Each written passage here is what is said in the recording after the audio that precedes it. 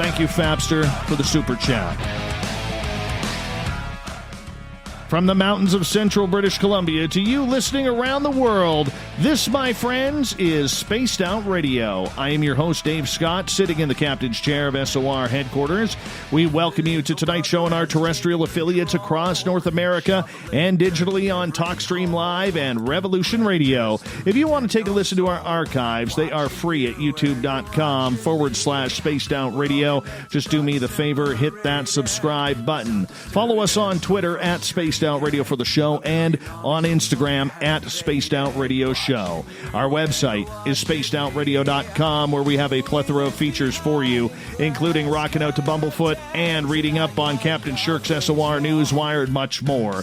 Tonight's show is brought to you by Chive Charities. Help make the world 10% happier by visiting Chive Charities today. You can find them on our website. Since 1965, Stan Gordon has been conducting on-scene investigations of mysterious encounters throughout Pennsylvania. He has been involved with the examination of thousands of UFO and other strange reports from across the Keystone State. During the late 60s, Stan acted as a telephone report sighting coordinator for the UFO Research Institute of Pittsburgh. He has been internationally recognized as an authority on the subject of UFOs and the Bigfoot phenomena. His website, stangordon.info. Then at the bottom of hour number 3, I will bring you the SOR Newswire, brought to you by Paranoia Magazine. Mr. Stan Gordon, for 5.5 years, I have waited for this moment to get you on our show. Thank you so much for taking time out of your evening to spend with us. Well, thanks, Dave, for having me on your program. I've heard a lot of good stories about your radio show. Well, I'm glad you're here, too. And you know, we have a lot of mutual friends in Butch Witkowski, Lon Strickler, Eric Altman, the crypto guru, Ronald Murphy. And, you know, everybody kept saying, you got to get Stan Gordon on. You have to get on. I'm like, geez, I don't know if our show qualifies for that. I really didn't know. And yet here we are. Here we are. I'm so excited about this. Well, thanks for having me on. I understand you have quite a listening audience, and I'm sure tonight we'll share a lot of very intriguing reports. Stan, you got into this at the young age of 10. What intrigued you at 10 years old to start looking into all of these strange phenomena?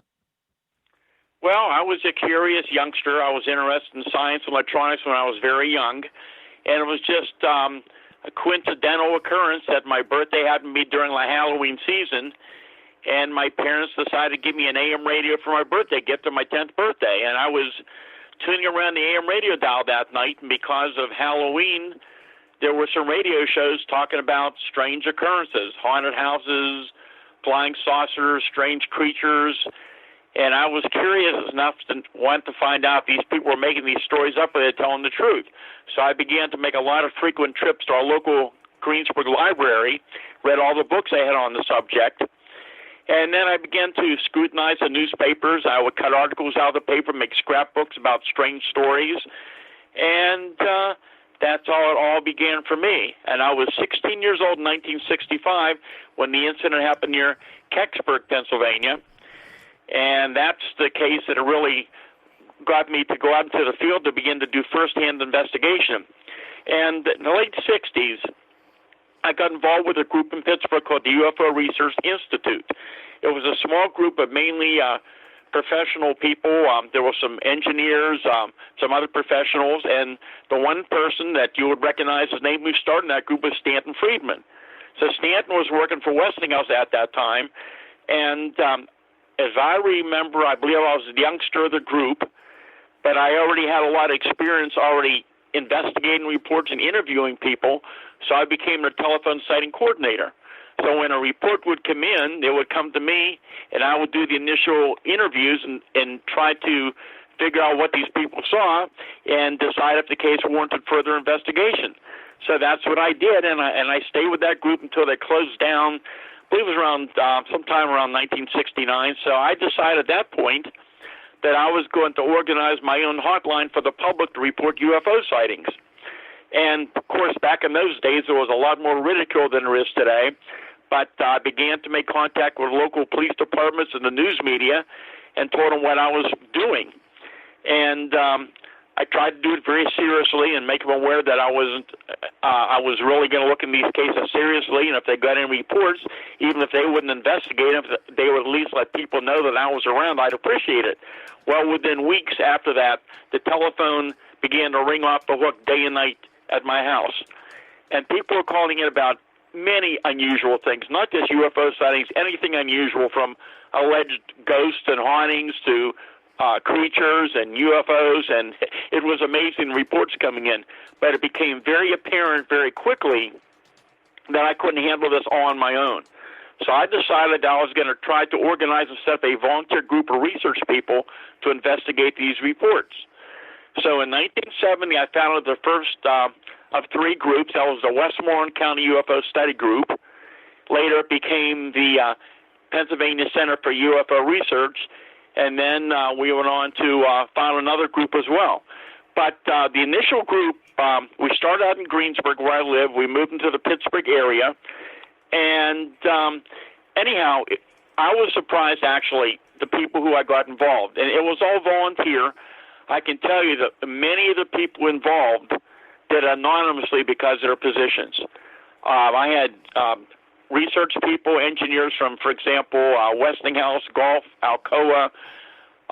There were people associated with some of the colleges and universities. I had police officers. I had former military people who all devoted their time and their expertise to look into these cases.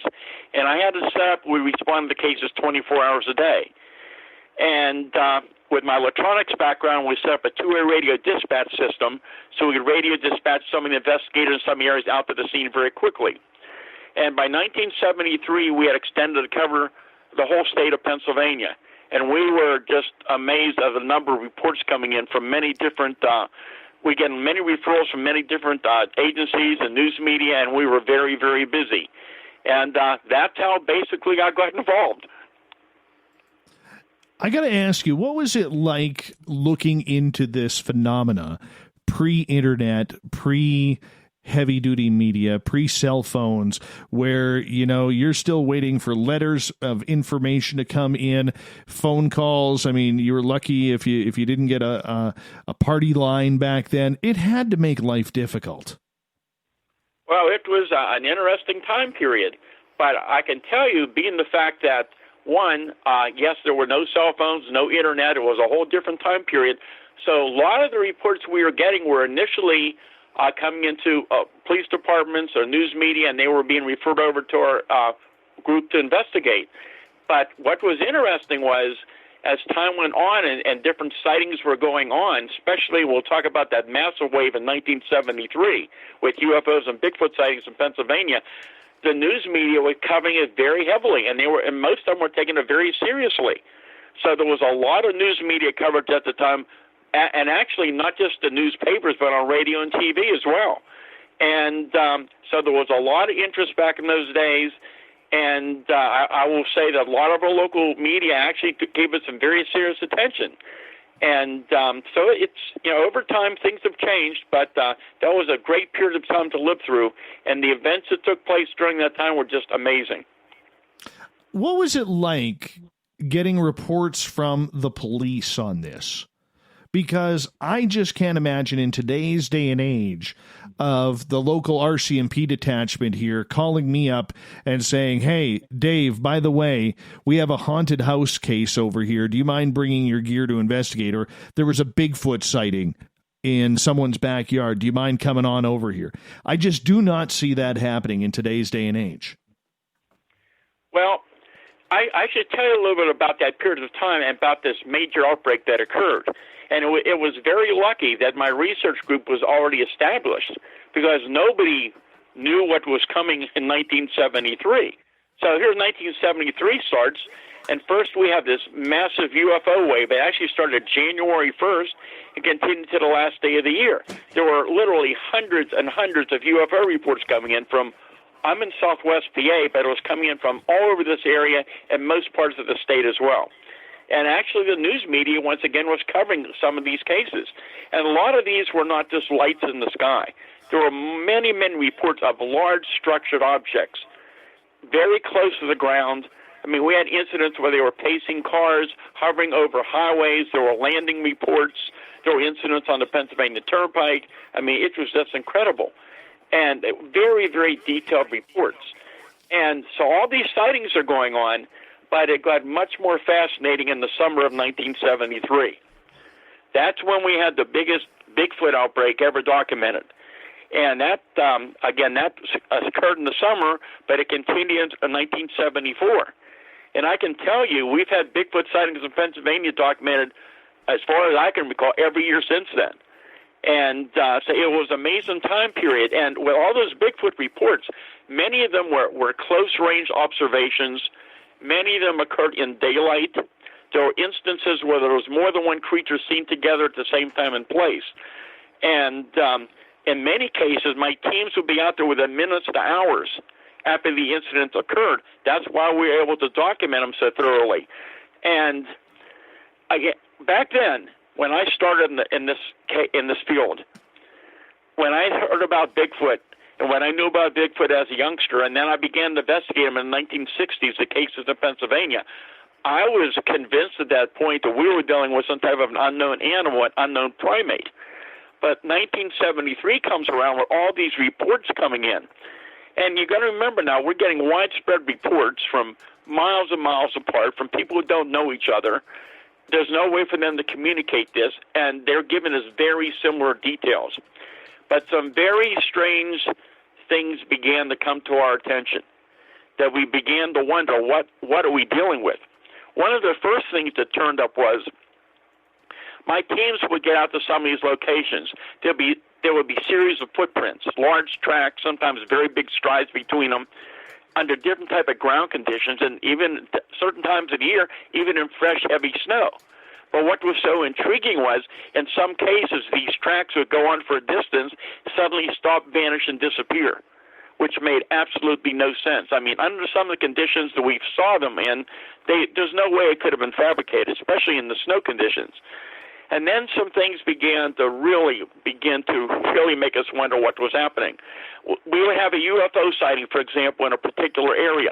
Within sometimes minutes, hours, days later, we'd have a UFO sighting or vice versa. And then we had some amazing documented cases with UFOs and Bigfoot seen together at the same time and place. And that's when things really began to show up that were very, very fascinating and very, very strange and unusual. And there were incidents out there that began to indicate to us that Bigfoot may be something much stranger than an unknown animal. And we can talk about some of those cases. You know what? I do want to get into those, because the one thing I want to ask you before this, though, Stan, is why did you make that change? Because there are a lot of people out there today, and you've heard the terms, they call it woo, they call it BS, that this isn't real, those things don't happen. We got to research what's real and what's not into this fantasy phenomena. Yet your research leads you down this path. What's your call and response to people who are saying that they shouldn't even waste their time? No researcher should waste their time looking into these sort of patterns. Well, I can just say this. This is something we were not looking for. I had no idea that we were going to be running into these type of reports. And, you know, if you only had one or two reports, you make you wonder, well, what are we dealing with? But when you have so many different people, and it's not just 1973, it's been many years since this now. And in the last few years, there's been some amazing cases here in Pennsylvania with these strange aspects of these cases. And it's just something that you have to follow the evidence. You've got to follow the data that you're seeing. I had a lot of very skeptical research people work with me out in the field during this time period. And many of these people would never believe that they have not been involved. But they began to interview the witnesses. So you got to remember, we're out there soon after these incidents happen, not months or years later. You're seeing the emotional reaction of the people. You're seeing the animal reactions. You're seeing the evidence at the scene. You're seeing the patterns develop. And that's the whole thing. It's so intriguing that you're dealing with something that's so unusual, but we had no idea what we were getting into. And even today, I don't have the answer to what's going on. And as you hear some of these cases we'll probably talk about, I'm not trying to prove that Bigfoot, for example, is a passenger in a spacecraft from another planet. Because once again, we don't know what the UFO phenomenon is we're dealing with. Many, many years ago, I began to see a lot of data which suggested that we may very well be dealing with more than one origin to the unknown category of the UFO phenomena. I think what we're dealing with, as you hear about some of the cases we got involved in, we're dealing with a phenomena that is so beyond our present scientific understanding, nobody understands it, and I don't think our government does either. I'm convinced they know much more than they're telling us, but I think they're scratching their heads as well. They don't know what we're dealing with. Do you think there is a legitimate tie between Sasquatch and UFOs? There is in some cases. First of all, let me say this. Most UFO sightings have no association with the Bigfoot, and vice versa. But there is indeed some very well-documented cases where this occurs, and it's not only in Pennsylvania. I mean, I started writing about this back in the 1970s after that major wave in 73 into 74, and I had contact with many researchers and some witnesses around the country and other countries as well, and I found out that very similar cases, even back then, were known to many researchers, but they were reluctant to talk about it. They didn't want to publish it because they were afraid of being laughed at by their peers. My position has always been, I don't have the answers, but this is the kind of phenomena, these are the kind of reports that are showing up, and I'm not going to hide them under the rug and pretend they aren't happening. I don't know what's going on. We're trying to find out. Stan, how personal are these reports, though? Are they just from police, or are they from the local public who has no knowledge of this subject, and all of a sudden something strange happens right in front of them? Oh, yeah. Well, very few would be from just law enforcement, even though there were cases that involved law enforcement. But these were generally the general public, people from all walks of life. And, I mean, men, women, children, school teachers, outdoorsmen, police officers, pilots. I mean, dealing with all these different phenomena. These are all people from all different walks of life. Most of these people over the years, on which I've dealt with thousands of people, I deal with these cases regularly. I still do. And so many of these people, and some of these people I've been in touch with from years and years ago. I mean, we're talking 30, 40 years ago in cases I worked on. And many of these people's lives were dramatically changed by the experience, because they encountered something that was not supposed to exist, and they had a very difficult time dealing with it. That makes sense. Stan Gordon is our guest tonight on Spaced Out Radio. We got 5 minutes left before we got to go to break at the bottom of the hour. Stan, you've never had a UFO or a Bigfoot experience personally. Why continue the quest if you haven't, after 61 years, had any type of encounter? Well, one, no, I have never personally seen a UFO or Bigfoot myself. I've seen a lot of evidence out in the field over the years. There were some instances, one in particular during that 73 wave on a farm in Westmoreland County, where there have been repeated sightings by many people in different locations, and we were trying to stake out some of these areas during that time. And there was one night when we had gotten a call that this thing had come back to this farm, so we got in our vehicles and headed out there, and the animals, the dogs wouldn't bark. The animals on the farm animals were very, very quiet.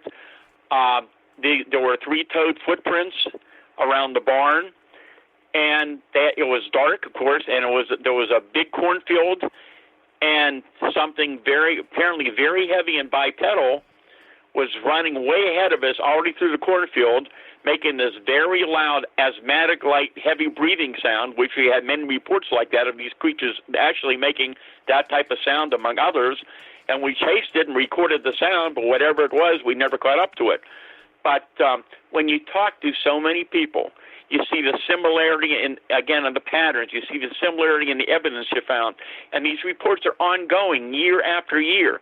I get reports all year round, every year, in all type of weather conditions, beautiful afternoons, during storms, all kind of conditions. These things are continuing to happen. And, I mean, just from the information I get and the other researchers I'm in touch with and reports they get, it's very likely that this phenomenon is much more active than people realize. It's amazing how many reports we probably don't know about. How many reports are you taking a year then?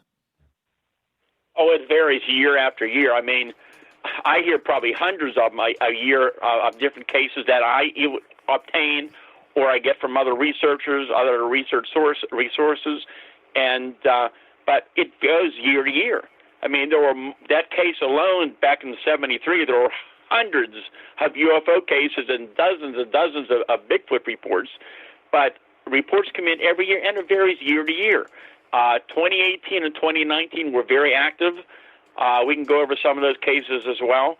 And even surprisingly, even with the virus situation ongoing, reports have been coming in steadily. Not the big numbers, but we're getting some very interesting reports in the last several months. That's an interesting point, as we got about 2 minutes left here. You know, with the virus and locking people down right across North America and the world, are you surprised that sightings have gone up? Because my thinking of it is that Mother Nature replenishes herself very, very quickly. I never really realized how much until 2017 when my area was evacuated for forest fires. And within days, I had a couple buddies on the forest volunteer fire department here, and they were fighting the forest fires. And they said, you know, right on our street, because one of my neighbors was fighting the fires as well. And he was saying, like, right on our street, there were black bears and there were cougars and there were deer and all sorts of wild animals walking around like nonchalantly, like nothing is going on. And it only took like about 5 days before the animals showed up, and we were evacuated for 15 days. Do you think this is the same thing with Bigfoot as well? Well, once again, the activity I've seen in recent months, we're getting reports, which again, I get reports every year, and not as many people are out, but we're still getting some very detailed reports, not the huge numbers, but 2018 and 2019, before this started, there was some surge of activity and some really detailed, close-range encounters of various cryptids and UFO sightings, some in daylight. And so it's just an interesting phenomenon. Whatever they're dealing with, it appears in all type of conditions, daytime, nighttime. It's just amazing. That's right. And we only got about 30 seconds left here before we got to go to break at the bottom of the hour. Our guest tonight, Stan Gordon, legendary cryptid, UFO, paranormal researcher. There isn't anything this man hasn't chased down.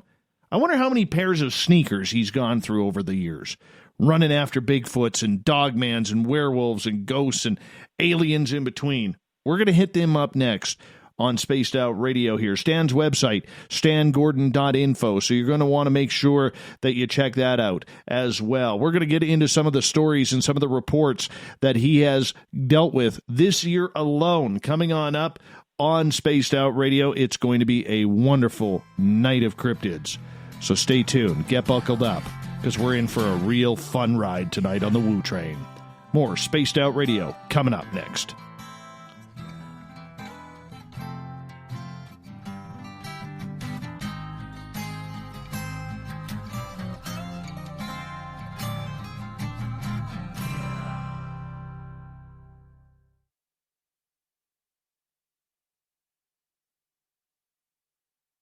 Hey, space travelers, this is John Resig, founder of the Chive and Chive Charities. If you know anything about our website, you'd know we like to do things a little differently. We're not some faceless organization collecting money for a nebulous cause. Our donor dollars go directly toward life-improving items. Then we give those items directly to an underdog who needs it most. To become a donor with Spaced Out Radio's official charity, Chive Charities, just go to chivecharities.org/donate. From the heartlands of Canada to beards around the world, we know how to take care of you. Fill your follicles with the Mighty Moose Beard Oil.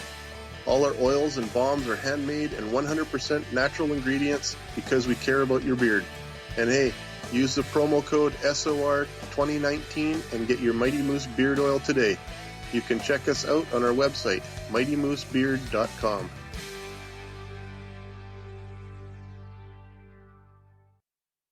Hello, this is your guitar man, Ron Bumblefoot Thal, and I have to tell you, I love the response I get for Little Brother is Watching from Spaced Out Radio fans. It's amazing how music can inspire and make people think deeper about what's going on in the supernatural world. You can head over to my website, bumblefoot.com, to check out my music, my guitar workshops, my touring, even check out some of the hot sauces that I'm working on.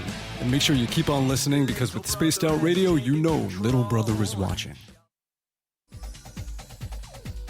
Hey everybody, the SOR Space Travelers is open. For just $5 a month, you can hang out with Dave and our crew privately in our members-only section. With your signing, you'll receive newsletters on what's going on with Spaced Out Radio. You'll have direct contact with the host during the show in our chat, live streaming videos, and a great forum for your posts and more. Become a space traveler now at spacedoutradio.com.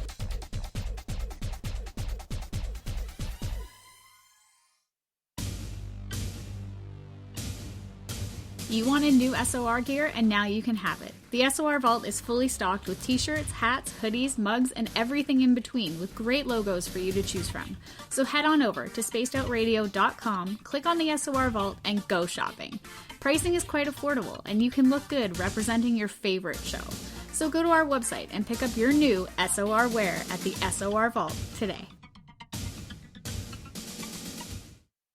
If you like it hot, real hot, then heat up your meals with Bumblefoot hot sauce. Get your Bumblefoot hot sauce today. The sauce, Bumblicious, and the 4 million Scoville unit Bumble. We're going in hot, real hot, coming out even hotter. Keep the milk nearby and tantalize your taste buds tonight. Bumblefoot hot sauce, available now at kajans.com. Cold drinks, great food, and the best music in Vancouver. The Moose Vancouver is the place to be, open until 2 a.m. nightly. Everything on the menu starts at just $6.95. Who serves food that cheap anymore? At the Moose, you'll never know who you'll run into. Rock stars, actors, athletes. It's the place everyone wants to be. So join us at the Moose Vancouver, the official party bar of Spaced Out Radio. Hello, Space Travelers. It's me again, Carl. Don't forget to join the Space Travelers Club for just $5 a month, and follow Spaced Out Radio on Twitter at Spaced Out Radio. Our Instagram, Dave Scott SOR. Our Facebook page is Spaced Out Radio Show. Our archives are free at youtube.com/Spaced Out Radio. Come woo it up with Spaced Out Radio today. Bye!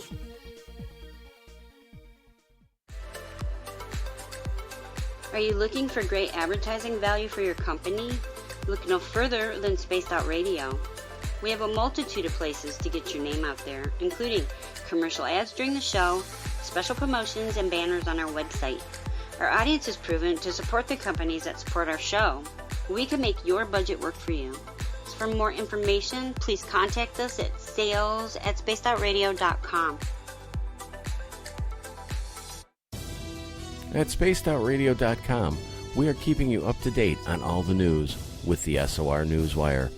Captain Shirk leads the team that is bringing you the news of the day and exclusive stories on everything paranormal and supernatural. It's free to read, it's updated daily, and it's right there for you. The SOR Newswire is a one-stop shop for the news of the day. Check it out at spacedoutradio.com today. We're taking Sunday nights out of this world on Spaced Out Radio. This is Michael W. Hall, also known as the Paranormal Lawyer. Together, we're going to go on an exciting journey into the unknown. I'm going to bring you some of the best interviews in the paranormal and supernatural to start your new week off on a freaky note. So tune in to Spaced Out Sundays with me, Michael W. Hall, only on spacedoutradio.com.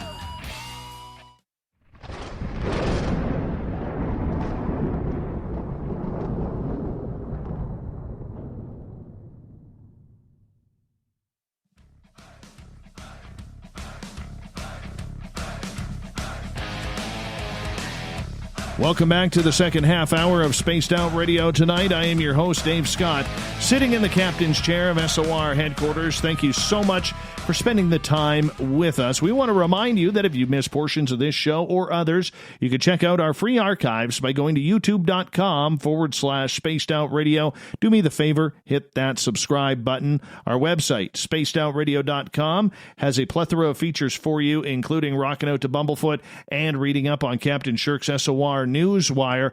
And follow us on Twitter at Spaced Out Radio for the show, and on our new Instagram page at Spaced Out Radio Show.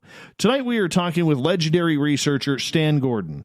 If there's a question about anything weird in the sky, on the ground, in the water, and haunting your house, this is the man who's probably investigated it. His website, stangordon.info. If you want to check it on out, I highly suggest you do. Mr. Gordon, welcome back. Thanks very much. We're back. Thank you. All right. Let's get right into it. Let's go back to my birth year, 1973. UFOs, Bigfoot, they're joining up almost like a wrestling tag team here in the state of Pennsylvania. What was going on? Well, let me give you an example of a few of those cases, and you'll find one interesting because I believe you said you had friends up in Beaver County, Pennsylvania. I sure did. Okay, well, September 27, 1973, this was one of the cases that began to open our eyes. There were two witnesses out in the rural area of Beaver County. They were waiting for a friend to come by to meet with them. They see this 7.5 foot tall, huge, hairy Bigfoot with white hair. You don't hear about the white hair ones very often, but you do get some reports. It's running across the road towards the woods, but in one of its hands, it's carrying a glowing ball of light. And as it runs towards the woods, a short time later, this object comes across the sky, projects a beam of light down into the woods where the creature ran into. That was one of the fascinating cases, and that's another phenomena we can talk about a little later on in the program. We're getting more and more reports, especially in recent years, from across the country and here in Pennsylvania, from people in the Bigfoot community who are reporting going out to areas looking for evidence of Bigfoot, but they're seeing strange light phenomena, small spheres of light, and other light phenomena as well. And some other case from 1973. It was one particular case, and it's a long, long story. I'm just going to give you the more brief aspect of it to cover the main account. This was October 25th, 1973, up in Fayette County, Pennsylvania. I'm sure you'll hear me talking about Fayette County and the Chestnut Ridge quite a bit this evening. And I remember that time period very well. October 25th, my hotline, many UFO reports are coming in for 24 hours from across the state. But I received a phone call about 10:30 that night from a state trooper from the Uniontown Barracks who had just come back from investigating this incident. He sounded a little nervous, and he indicated that he thought there was something that may still be up on the farm, and he asked if we could get a team together to get up there as soon as possible. So we did. We got our equipment together. We got our radiation gear, our other equipment, our radios, and found our way up to Fayette County during the early morning hours. What I found out was at about 9 o'clock that night, in this rural community outside of Uniontown, there's about 15 eyewitnesses. And the farmer's son was coming out to visit his father at his dad's farm where this was taking place. He sees people standing outside and people looking up in the sky, and here's this object, a big red sphere about as big as a barn, about 100 feet off the ground, and slowly, it's hovering and then slowly moving downward. So to get a better view of this thing, he decided to go up to a friend, a neighbor on the hill, to get a better look. And it looks like it's going to land on his dad's pasture. So there were two young boys up there, and they decide they want to go up and see what this thing is. So they go over to his dad's farm, and he grabs a .30-06, which is a quite high-power weapon, and a handful of ammunition. I didn't realize it till later, but within that ammo, he had two tracers. So those of you out there that hunt, you know you just get that luminous trail when you fire that tracer. As they're going down towards the pasture in that direction, down the farm road, the dogs in the area are carrying on tremendously. They hear this high-pitched whining noise and these baby crying sounds. They make their way up towards the pasture up the hill. They left their vehicle running with the headlights on, but they noticed that it looks like something's draining the power from the headlights that they had never noticed before. And they finally make their way up to the top of the hill, and they're standing and looking across to the pasture, and they're just amazed at what they're seeing. About 250 feet away, this object is now on the ground or right above it. But now it's not a complete sphere. It's a big white dome, like a half a sphere. It's bright white now. There's this high-pitched whirling sound coming from it, and it's illuminating the surrounding area. So they're just standing there watching this thing, trying to figure out what this thing might be. A short time later, they notice about 75 feet away there's a barbed wire fence.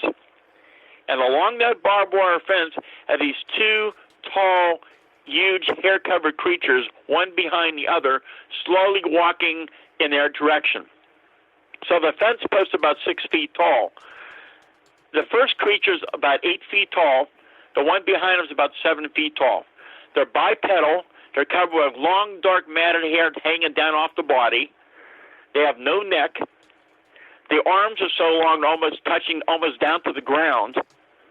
They have luminous, glowing green eyes. And they're making these whining, baby crying sounds. The creature in the front was kind of a pattern to it. It would take a long stride, go to the next fence post, make like a little crying sound, as though to signal to the smaller creature behind it to move up to the next post. And they kept moving in the direction of the three witnesses. The one young fellow was so shook up he ran out of the field. The other one starts yelling at the older fellow, "Shoot him, shoot him." The guy takes his first shot. The first shot is a tracer. He had that luminous trail. He fires the second tracer, and when he does, the largest of the two creatures makes this loud whining, crying sound, reaches out with its hand as though to grab the tracer, and the same moment it does that, that big object in the field vanishes and disappears. It doesn't rise from the ground, it's just gone. Most of the luminosity is gone. The sound goes away. The creatures turn around, start walking back along the fence line, back towards the woods. At that point, he's now firing live ammo from his .30-06 into the creatures, and he told me, he said, "So I've been hunting all my life." He said, "I know I hit, especially that big one." He said, "I know I hit it, but there was no effect on it whatsoever." And he said, "I'll never forget how that thing just stared at me with those glowing green eyes as I was pumping live ammo into it, and there's no effect on it whatsoever." So they ran back to their vehicle, went back to the farmhouse, tried to explain to the family what happened. They went to a neighbor and they called the state police. When the officer arrived 45 minutes later, the witness said, "Look, just forget about it. You can think I'm crazy." The trooper said, "Look, we had a report of two similar creatures up on the mountain the night before. I have to investigate the report."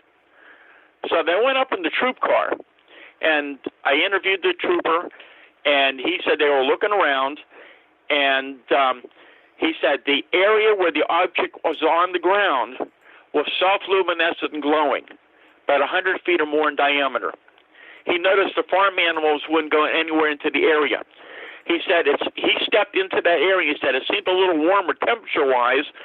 The luminosity rose up from the ground, and he said he felt if he had a newspaper, he could have read the newspaper from the light coming off the glow. And again, to shorten the story, they went back to the state police barracks. Both the trooper and the witness were separately interviewed in two separate rooms, and after that, they called my team up to follow up on the investigation. And there was some interesting other phenomena, other things that happened during the night. It's a long, long story, but that was the case that convinced myself and my team that there's a lot more to this phenomenon than any of us ever might really at that point understand at all. We had no idea what we were dealing with. And then the cases got stranger and stranger. And we began to get reports that suggested that we were dealing with a creature that was much more unusual, for example, than just a normal unknown flesh and blood animal. There was a case up in this area where a man was running his hunting dogs. And he had a lot of property up there, And it was dark, and he sees this figure in the distance, and he yells out and said, "What are you doing on my property?" There's no response. And he soon realized it's a large, tall, hairy creature that's running ahead of him. He grabs a sidearm and starts shooting at it, and apparently what was said was that he apparently hit it, and this thing physically disappeared in front of him, but he could still hear it running away. But it was a case that happened up near that area, up near Ohio, February 6, 1974. This was the case that convinced me that we're dealing with something very, very unusual. And you might remember this time period, probably a lot of your listeners do. Here in the United States, there was a big national trucker strike. There was gas rationing going on. So I couldn't get up to the scenes the next morning because I couldn't get gas locally. And what I found out was that this woman that the sighting focuses on, she's lived in the mountains all her life. She knew animals very well. She was a very good shot. And she had a little cabin home way deep in the mountains. She was sitting there that evening, February 6, 1974, watching TV, and she heard a noise, a commotion on her little front porch. She had some empty pop cans out there, and something was disturbing the cans, knocking the pop cans around. And it was 2 or 3 weeks before that it was a pack of wild dogs that come through. So she thought, "I'll bet you those dogs are back." And she thought, you know what, I'll just grab my shotgun and I'll just fire over their head and scare those dogs away. So she grabs her shotgun, loads one chamber. She walks over to the wall to turn on the switch for the porch light. She goes over to the front door, opens up the porch door, steps out. No dogs, but only 2 or 3 feet in front of her is this huge, at least 7 foot tall, hair-covered creature. And as soon as she turned the light on, it raised its arm straight up over its head. And what does she do? She pulls the trigger and fires right into it. She said there's this bright flash of light, like the flash on a camera, and the creature physically disappears right in front of her. Now, the interesting part of the story is this. Her in-laws lived about 100 feet away. They heard the gunshot. The caller asked her, "What are you shooting at?" She tried to explain to him. Her son-in-law grabs a sidearm and starts walking down that dark road.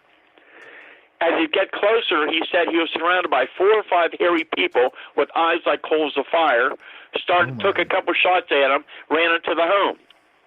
A short time later, they noticed this bright object like a big Christmas ornament hovering over the woods at the same time. That's when they called the state police. Well, interestingly, because of this trucker strike and the violence going on at that time, the National Guard and the state police were patrolling together.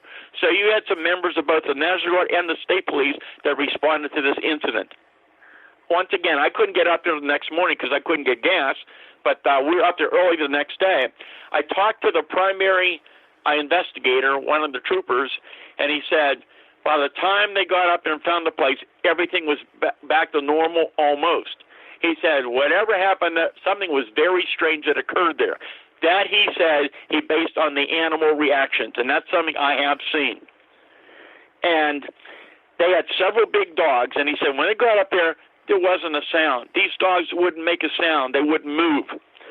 And I think one of the dogs was an Eskimo Spitz. It was in a cage, and he said, I opened up the cage and tried to pull that dog out. Dog wouldn't move. Should have ripped his arm off. Didn't make a sound. The horses, the cattle, there were other reactions being reported on the farm that were just very unusual what happened that night. When I got up there the next morning, the dogs were very, very noisy, a lot of barking going on. Everything was back to normal. When we got there, we started interviewing people. We were searching for evidence. One of the county animal officers came in also to investigate, and he joined us, and we searched for evidence. And it was a very, very intriguing case. That was one of a number of very strange cases which began to suggest that we're dealing with something very, very strange and unusual. And the more I've looked into this phenomena, and I've investigated multitudes of cases now, and I've talked to many, many researchers from around the country and other parts of the world over the years that have similar kind of cases going on as well, that indicates that we're dealing with something that has a physical and a non-physical component to it. and which may well be why we have no bodies of these creatures. For lack of a better term, I think we're dealing with something that's interdimensional, that under certain conditions, these creatures and possibly certain types of UFOs and even other cryptids, which I found similarity in some of these cases as well, under certain conditions, they come into our physical reality. Sometimes it looks physically solid, but sometimes not always. Sometimes they leave physical evidence and they're gone. And that's just some of the strange things that began to turn up during that time period. Interesting. That, I mean, just hearing the energy in your voice, hearing you get excited about this. I mean, I'm a firm believer too that there is something very supernatural about Bigfoot. At this point, when all of this is going on, and you're now starting to put the puzzle pieces together, where you're starting to think, you know what, maybe this is not an Earth-like creature. Where do you think this creature is going? Do you think it's walking out of in and out of dimensions? Do you believe that it is walking or has the ability to cloak itself by some sort of pixelation? You know, there are so many variations in the reports we've had. And, I mean, many of these cases with Bigfoot, these things are, I mean, look physically solid. But in some cases, we've had incidents where there's a shimmering effect. Sometimes some people have only seen sections of the body. Sometimes some of the body's out of focus. There's so many different accounts. And, I mean, just to give you an example of a case that's kind of interesting. And this just happened during the wave of 2018. This happened down in the Mon Valley region outside of Pittsburgh. The Mon Valley is these small communities along the Mon River, the Monongahela River. Many reports of a lot of strange incidents down there, from Thunderbirds, strange water creatures, lots of UFO reports. I mean, a lot of cases, a lot of sightings down there during the 73 outbreak. But this is more recent. This was November of 2018. And, I mean, I talked to this witness a very short time after it occurred. And we were down the next morning. Eric Altman and I were down there early the next morning interviewing the witness. And it was a really interesting case. It was a very cold, rainy night. It was a 2-lane farm road, and it was very dark, and this fellow comes around the bend. He's riding down this road, and about 50 feet in front of him, he notices there's something standing on the left side of the road. He slowly moves closer, and he puts his high beams on, and suddenly, this huge, hair-covered Bigfoot creature literally walks out in front of his car. It's 5 feet in front of him, standing in the middle of the road, looking at him right into his face with glowing red eyes. And the witness was just stunned. And it was so close to him initially that he couldn't see the bottom of his legs or arms. And then the creature turned and ran off, taking very long strides as it leaped across the road from left to right, and it went up this little hillside with its long arms swinging as it ran. The hands of the creature were in a closed or cupped position, and the creature continued up this slight hill. The fella is driving the car. He grabs his cell phone to try to get a picture of this thing, and he follows the creature for a short distance. But then he said, all of a sudden, it's gone. He said, I know it's dark, but it was in my headlight. It was big, and it's just not there anymore. He said, I cannot see any possible way where it would have gone out of my sight that quickly. But anyhow, he... when we went there the next day, I mean, this guy was still trembling, very shook up over it. He said this thing is at least 7 foot tall, covered with shaggy brown and black hair on much of the body. He said it looked unhealthy, as though it was very sickly. And interestingly, here's something that we've heard on very rare occasions. He said there were areas on the body where the hair was missing, and it gave him the indication it may have had mange. And had a large kind of a peanut-shaped head. The nose appeared to be large, about 4 inches long. The cheeks were sunk in and looked very unhealthy. And, I mean, he described the arms, the hands, went to great detail about this. But, I mean, this is just an example of the kind of reports that are going on. And, I mean, some of the people have talked about how these things just suddenly appeared out of nowhere. They watched it walk across the road, and it's gone again.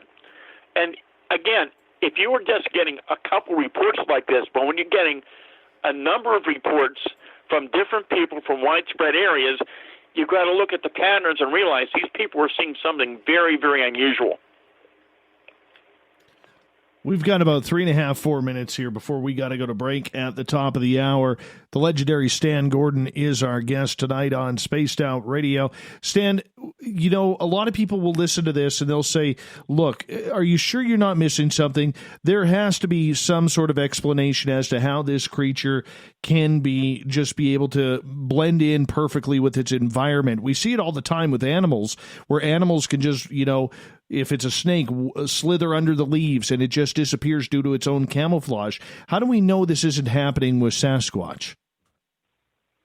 Well, again, we only can go with the data that we're seeing from so many different people. And again, we have those cases of people who have shot at them or have seen these things suddenly appear and disappear.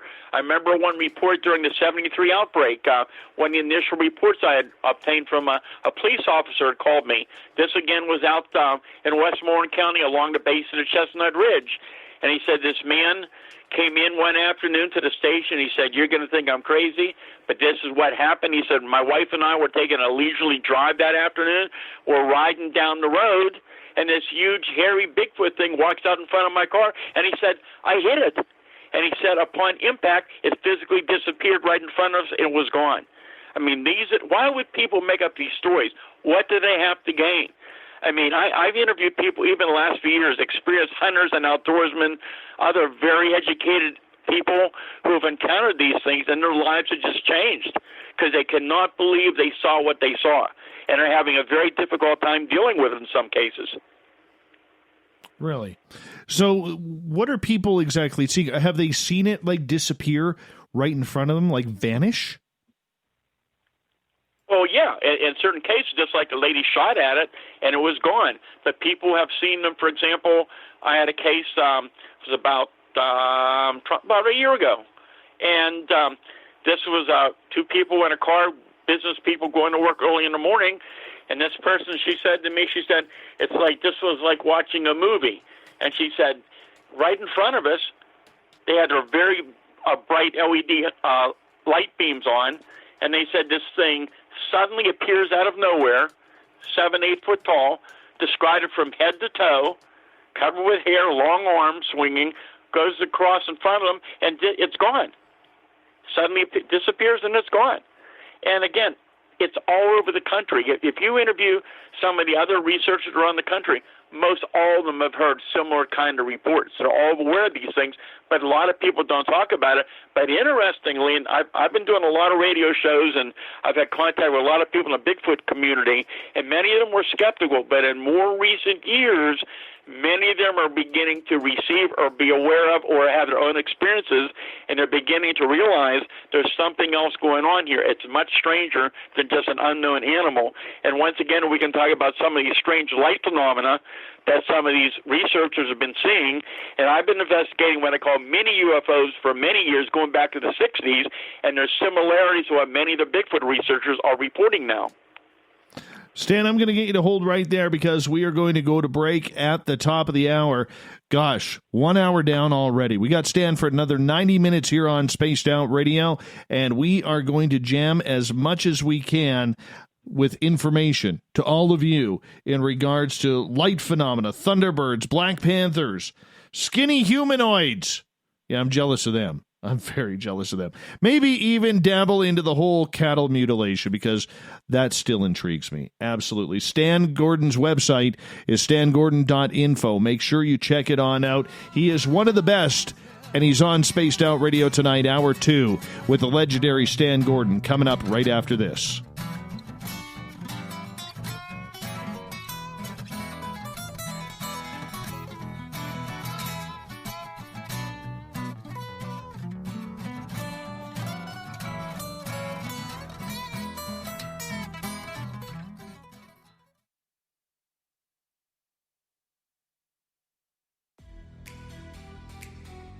Are you an experiencer of something strange that can't be explained? Do you want help finding out what's going on? I'm Ryan Stacy, head of the Experiencer Support Association, otherwise known as TESSA. We've teamed up with Spaced Out Radio to investigate cases filled out in the SOR Sightlines report.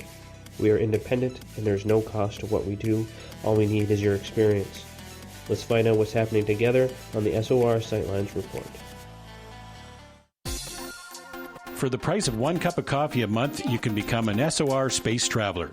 The Space Travelers Club is a place where you can interact with other listeners, either live during the show or on our great forum. We want your stories, pictures, comments, and ideas.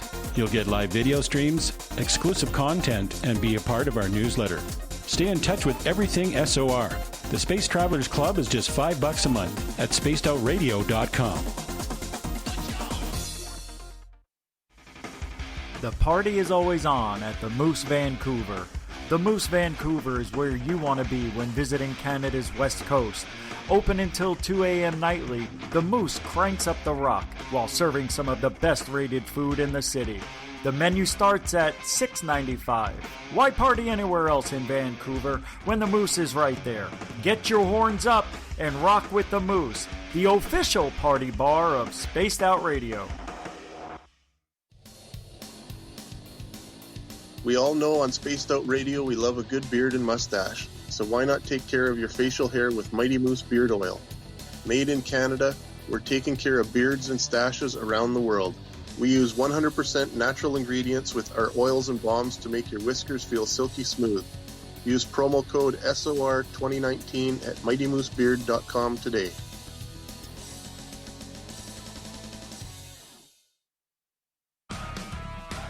Get your horns up with me on Spaced Out Radio. This is Ron Bumblefoot Thal. Come tune in to SOR where you can hear me rock out with Little Brother Is Watching, the official theme song of Spaced Out Radio. And then come on over to bumblefoot.com where you can find out about my tour schedule, my music, and everything else. Bumblefoot.com keeps you up to date on what I'm doing and the best way to stay in touch with my music and music camps. Sign up for my newsletter at bumblefoot.com and remember, Little Brother Is Watching. Hi, this is Amber Beckrud, and I want to invite you to subscribe to our YouTube channel where we store all of the SOR show archives for free. And as an added bonus, every 2 weeks I'm posting brand new content on Cryptid Tales, where I will get into some of the spookier legends and folklore from around the world and tell the stories that go with them. Find us at youtube.com/Spaced Out Radio and check out Cryptid Tales today. Drop a comment and let me know what you want to hear. See you there.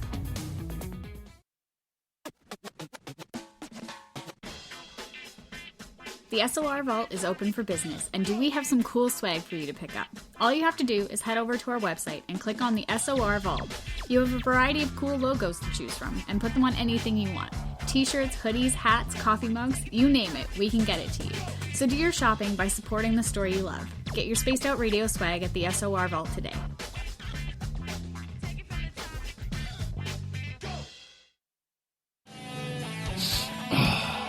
I'm feeling a little spicy tonight. What to do? What to do? Why not get Bumblefuck? 4 million Scoville units of pure hard rock. Bumblefoot hot sauces come in 3 flavors. The burning Bumble. Tone it down a bit with Bumblicious and throw the sauce on everything. Spice it up. Bumble me, baby. Bumblefoot hot sauce. Get it today at kajans.com. Hello, space travelers. It's me again, Carl. Don't forget to join the Space Travelers Club for just $5 a month. And follow Spaced Out Radio on Twitter at Spaced Out Radio. Our Instagram, Dave Scott SOR. Our Facebook page is Spaced Out Radio Show. Our archives are free at youtube.com/Spaced Out Radio. Come woo it up with Spaced Out Radio today. Bye! Hi there, this is the paranormal lawyer Michael W. Hall. I'd like to invite you to listen in each Sunday night where we're going to open up your eyes to everything strange and paranormal. I will be hosting some great guests with topics that affect us all, such as UFOs, ghosts, and everything paranormal. Let's learn together on Spaced Out Radio Sunday with myself, Michael W. Hall, the paranormal lawyer at spacedoutradio.com. We are scouring the world for the most intriguing stories of your day. Take the time to read up on the SOR Newswire, where our team, led by Captain Shirk, will deliver to you some of the best paranormal and supernatural news, along with some stories that will blow your mind from the weird to the wacky. It's the news outside the news that piques interest, and that's what we're looking to deliver to you. The SOR Newswire, only at spacedoutradio.com. Hey, space travelers, this is John Resig, founder of the Chive and Chive Charities. If you know anything about our website, you know we like to do things a little differently. We're not some faceless organization collecting money for a nebulous cause. Our donor dollars go directly toward life-improving items. Then we give those items directly to an underdog who needs it most. To become a donor with Spaced Out Radio's official charity, Chive Charities, just go to chivecharities.org/donate. Are you intrigued by Paranormal Talk Radio? You'll love the new Paranormal Radio app from TalkStream Live. You'll find a great selection of talk shows covering UFOs, ghosts, strange phenomena, and much more. Download the Paranormal Radio app now and start listening to the very best in paranormal talk entertainment, including the network you're listening to right now, the Paranormal Radio app, free in Google Play and the iOS App Store. You're listening to Spaced Out Radio with Dave Scott. Follow Dave on Twitter at Spaced Out Radio and on Facebook, Spaced Out Radio Show. Hour number 2 of Spaced Out Radio is underway tonight. I am your host, Dave Scott. Thank you so much for joining us. We really do appreciate you spending your important time with us. We welcome back everyone listening in on our terrestrial affiliates around North America and on the digital side on Revolution Radio and TalkStream Live. Remember, you could check out all of our archives. They are free for you at youtube.com/Spaced Out Radio. Do me the favor, hit that subscribe button. The Desert Clam has set the password for tonight in the SOR Space Travelers Club. Hump and Scrump. Hump and Scrump is your password. Use it wisely, space travelers, as the Clam sets the password each and every night right here on Spaced Out Radio. Our website is spacedoutradio.com, where we have a plethora of features for you, including rocking out to Bumblefoot and reading up on Captain Shirk's SOR Newswire as well. Follow us on Instagram, Spaced Out Radio Show, and on Twitter at Spaced Out Radio. Tonight we are talking with legendary researcher Stan Gordon. 61 years he has been on the lookout for everything strange and weird. Man, I would love to step into his library. I absolutely would. StanGordon.info is the website. You need to check this out because he is literally one of the best in this field and one of the most honest researchers we're going to find out there as well. Stan, welcome back. Thanks for having me back on. Thank you. Stan, before we get started with a lot more of the stories and information that you got, I have to ask you this burning question right now. All right. Do you have any theories as to what is happening? Like if I were to pick your brain or step inside your brain, or one of our listeners was, what answers would they find? What have you been able to figure out or theorize? You know, I started thinking about that so many years ago when we began to see certain reports coming in. We began to see certain patterns back then, and then something else came up, another case came up. It completely changed our thoughts and ideas of what was going on. All I can tell you is this: the more I know about the phenomena, the stranger it is. I said years ago, the phenomena is so strange it protects itself. It's so unusual. I think we're dealing with something that's far beyond our present scientific understanding. It doesn't make any sense, but the more I know about it, I think a lot of the phenomena we're dealing with, from what people in the paranormal field talk about with the orbs, all this other phenomena, with a lot of the UFO phenomena going on, with the cryptid phenomena, I think there's some association between a lot of what's going on. It's very involved. It's just very, very intriguing, and it's very, very strange. I think it's very strange, too, because unfortunately we are no closer to the answers today as we were 50 years ago or 60 years ago when you started researching. At least that's my theory of it all. Would I be wrong in saying that, or are we closer? We've learned a lot over the years, but I think there was probably a lot more in the field, a lot more research actually being done years ago than there is today. I mean, there's a lot of new researchers out there, but I think many, many years ago, there was a lot of groups that were very involved. They had a lot of scientific people involved. They were out there doing the investigation. So there were many well-known groups back in the day. I mean, you had APRO, you had NICAP, you had Canadian group, CAPRO. There were many, many groups, and there were a lot of people really doing serious research. The problem was that most people had no funding, just like us. We did out of our own pockets for years and years. But there's still a lot of good researchers out there today. There's a lot of very good field investigators, as many in Pennsylvania and throughout the country and many other countries. And we're getting some really good information in. But I just think we're dealing with something that right now it's just well beyond any of our understanding. Do you believe then, as I've talked to David Weatherly, John Tenney about this, I've talked to the crypto guru, Ronald Murphy, Butch Witkowski, Micah Hanks, some guys I really, really respect in this field. Do you look at this field and believe, with everything that you have learned, that there is some sort of invisible thread that sews everything together and we're missing on that common thread? Well, here's something I noticed many years ago, and I really believe it's definitely associated. Many close-range, low-level UFO sightings and many encounters with cryptids, with Bigfoot, with out-of-place animals like black panthers, with the Thunderbird reports, other cryptid reports we're getting.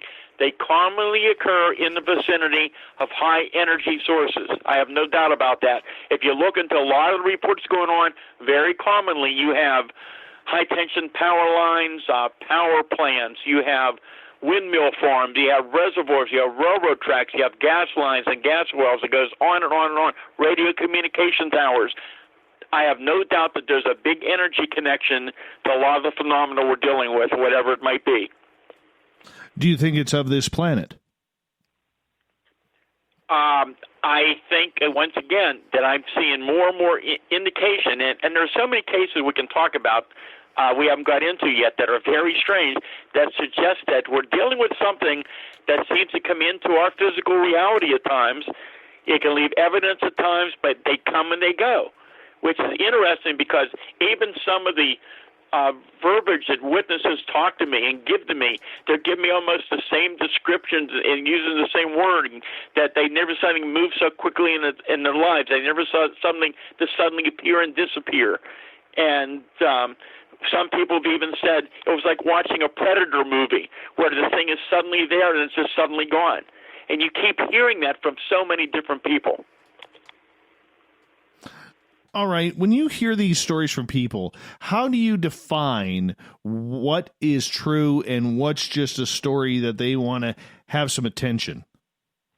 Well, that's the first thing. One, I can tell you, probably 99% of the people that I talk to want no attention whatsoever. They have no interest in any publicity, and that's one of the first things they say to me is, you're going to think I'm crazy, but I just make sure you don't use my name. And I mean, why would police officers, pilots, educators, engineers, scientists come to you? And many of these people, I mean, I've interviewed some of these people in the last few years, some hunters and outdoors, and who spent their lives out in the woods. And I mean, I sat there face to face with a couple of these guys, and they're almost in tears because they encountered creatures out in the woods that are not supposed to exist. And they're having a terrible time dealing with it in some cases. And they were just glad to know they weren't the only one that was seeing these types of things. So that's why there's not a lot of publicity on all the sightings that are going on all the time, because the majority of witnesses do not want to get involved publicly or talk about it. And these people, when you talk to them, and the interesting thing is when you go out soon, in a lot of these cases, you're on the scene soon after it happened. You see the emotion, you see how they respond, you see the evidence at the scene, you've seen the animal reactions. There's things there that other people are confirming the same type of details. And that's what makes it so exciting and so interesting, because these people have no way of knowing some of these little details. Question coming from our YouTube chat, or pardon me, from our Facebook chat, from Paisley, who is asking, how far have you traveled to investigate some of these creatures? I deal mainly, over the years, I did mainly in Pennsylvania. I've interviewed a lot of other people in other states, but it's so busy here. I mean, constantly it's busy in Pennsylvania. And I mean, thousands of cases going on for years and years and years. So basically, my research groups, when I had them, and I've been working as an independent researcher since I believe about end of '93. But I'm keeping contact with many other research people out in the field, many other investigators. And so it's busy enough just trying to handle the many sightings here across the state of Pennsylvania. Well, you live in a weird place, man. I'm not going to lie. You live in a weird place, and I mean that with a lot of respect and love to a lot of people that I know that live in that area personally. I got to ask you, in regards to these sightings that we have had in that area, I mean, it seems like you have a gamut of everything. You have UFOs, you have Bigfoot, you have these Thunderbird-like birds flying in the sky. Black panthers have been seen.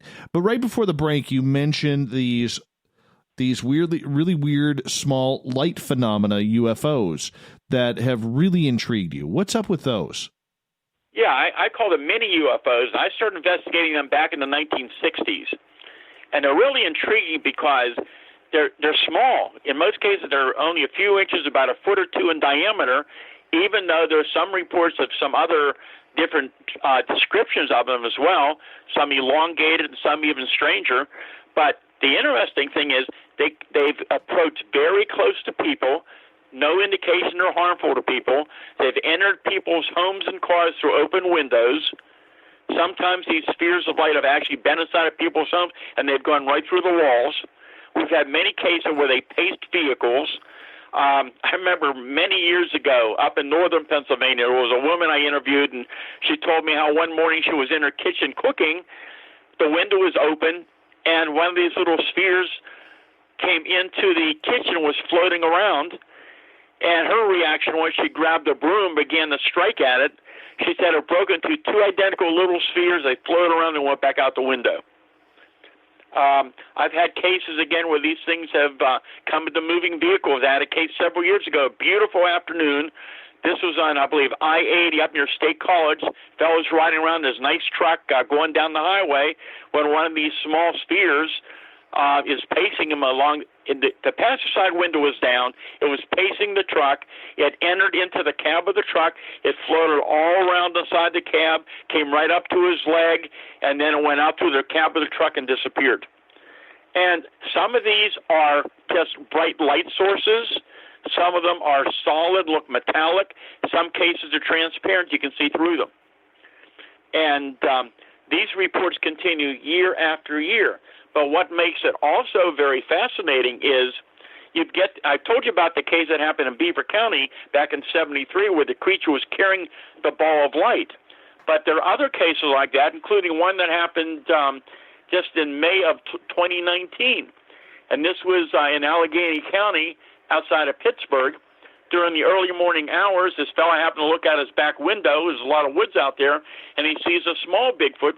We've had reports of small ones, about 4 to 5 feet tall. This thing was covered with dark hair, long hair on the head and the back of the creature, and he's watching this thing walking across the road. The arms extended almost down to the knees, and you see the arms were swinging. And as it moved into this particular area of woods, it went into this area of woods, and he said as soon as the creature went into the woods, about 3 seconds later, at exactly that same location where the creature had entered, a bright sphere of light, about 3 to 4 inches in diameter, suddenly appeared. The witness said it was similar to like looking directly into the front of a flashlight. It was only a few feet above the ground. The light moved a short distance for about 3 seconds and suddenly vanished. About several seconds later, though, the light reappeared about 10 feet away, and this sphere emitted a bright beam of light about 10 to 12 feet long. Then the beam disappeared, and the object vanished and disappeared. But what you're also hearing in more recent years from across the state, and again, other states, I'm hearing this from many people in the field, is that Bigfoot researchers are encountering these strange lights in the trees, very close. In some cases, some witnesses have told me that they're seeing what look like huge, oversized fireflies or lightning bugs. And they're in big clusters, swarms of them. And I've heard of 1 or 2 people told me they approached them. Every time they tried to approach them, they moved away. Interestingly, these swarms of fireflies, as they moved, would illuminate the surrounding area as they moved. And so that's something that's becoming more and more common from different people in the field I've been talking to. Excellent. Stan Gordon is our guest tonight on Spaced Out Radio. I have to tell you, Stan, our YouTube chat hit a new record high tonight with you so far. Right now there's 147 people in there. We topped out at 152, and that broke our old record by 11. So that's kind of cool. Thank you so much for that. And congratulations on that. It's great. Well, 152 people in a chat room, man. I've never seen my chat room scroll that fast before. Ever. I couldn't keep up. I'm missing questions now. It's awesome. Just awesome. All right, Stan, in regards to the whole light phenomena that these little UFOs are causing, are people experiencing anything like breaks in time? Are they being abducted by these little things? Are they being attracted to follow them into different areas where maybe there's larger craft? Now, there's all kind of stories. Again, even sightings in daylight. Some of these encounters have been at very close range again. Sometimes these things appear in people's homes. Here's another interesting case, and again, very recent. This was November of last year. This, again, up in Fayette County. I talk about it a lot, but sightings going everywhere, but a lot of intriguing reports from Fayette County, especially along that Chestnut Ridge area. This was investigated by one of my associate researchers, Jim Brown, and this occurred in early November of last year, and it was about 4:30 in the afternoon, so it's daylight, and this fella is riding down the road, on a back road, and as he comes over to the top of a rise, here's this ball sitting on the ground, on the road, blocking the road, so he couldn't get by unless the sphere was moved. So it's about 2 feet across, was blocking the road. He couldn't get around it, so he stopped his vehicle, got out, couldn't figure out what this thing was, and he said, I sat there for a minute trying to figure it out, and he said that he began to move towards it, and within a few seconds, it began to vanish, and it just disappeared in front of him and faded away. Interesting. That just intrigues me. And we don't know what's causing these. Because I have to tell you, if you've never seen fireflies for the first time or at all in your life, it's weird enough to look at those. I only saw fireflies for the first time, I believe it was in, going back to 2006 or 2007, the first time I ever went to visit my friends in Pennsylvania. And I'd never seen them before, ever. And it was weird because I'm seeing all these flashes, and I'm like to my friends, what's that? What's that? And they're like, what's what? That little flash of light. And I hate to say it, but at 35 years old at that time, I was running around his backyard like a small kid trying to catch one of these things to see what they were like. And now you're telling me they could have been aliens. Well, alien in the sense that we don't necessarily mean to say that they're extraterrestrial. We don't know what we're dealing with. That's what's so mysterious about the phenomena. But here, just to give you an idea of these small, little, whatever we're dealing with, here's a variation. It's even stranger. This occurred, this occurred about 2 years ago, and this was down, actually in October 2017, as I recall, in Fayette County, but this is down towards the Mon River area. It was early morning, and the man got up to warm up his wife's car to go to work. So it's all illuminated. The whole drive area out there is illuminated where the car's parked. He walks down the steps. He looks towards his wife's car, and something about 10 to 12 feet away is behind the right bumper. The lights were on. The area around the car was all well illuminated. He said that what he saw, this object was about 2 feet tall, shaped something like a haystack. The object was translucent and shiny in a milky white color. There were like vertical ribs that seemed to be superstructured and looked kind of like chrome straws, but you could see through the translucent structure. The object was gliding about 1 to 2 inches off the ground and was motionless when you first saw it. Whatever the object was, after several seconds, apparently it must have detected he was so close, and it suddenly zoomed extremely fast across the driveway to the left side of the car, then made a perfect right angle down in the dark towards the driver's side of the car, and it never saw it again. and he has no idea what this thing was. No, that's just weird. That's just absolutely weird. Now, have people been followed by bigger craft after seeing these? After seeing the small objects, do you mean? Yes. Do they see something larger? Yes. No, I can't think of any pattern like that. I mean, I've worked on hundreds of very low-level, close-range UFO cases, not high-up lights in the sky, which there are many, but very, very detailed accounts. And I'll be glad to tell you about some of the classic cases I've worked on. We got about 3.5 minutes. Could you share one with us before we go to break? Yeah, probably one of my favorite cases, among others, was an incident that happened September 3rd, 1987, actually only miles from where I live on a major highway, Route 30, 4-lane major highway, in Greensburg, PA. Back then, we had the Green Gate Mall there, which is no longer there. It's a Walmart now. And early evening, numerous witnesses, including some law enforcement people, they observed this object. It's a huge metallic-looking cigar-shaped elliptical object, hundreds of lights on it, completely silent, probably estimated to be about 300 feet long and maybe 300 feet off the ground. It's moving along the high-tension power lines. It crosses Route 30, and there's a power substation there. And as this huge object is moving horizontal across the sky, it suddenly turns vertical in the sky, and when it does, all the power in the area went out. And later, when the engineers went to try to figure out what happened, they found that all three of the master fuses in the line by the annex of the mall had been burnt out, and apparently something is just unheard of, and they were pretty concerned over whatever may have caused that. So that was a very interesting case. No kidding.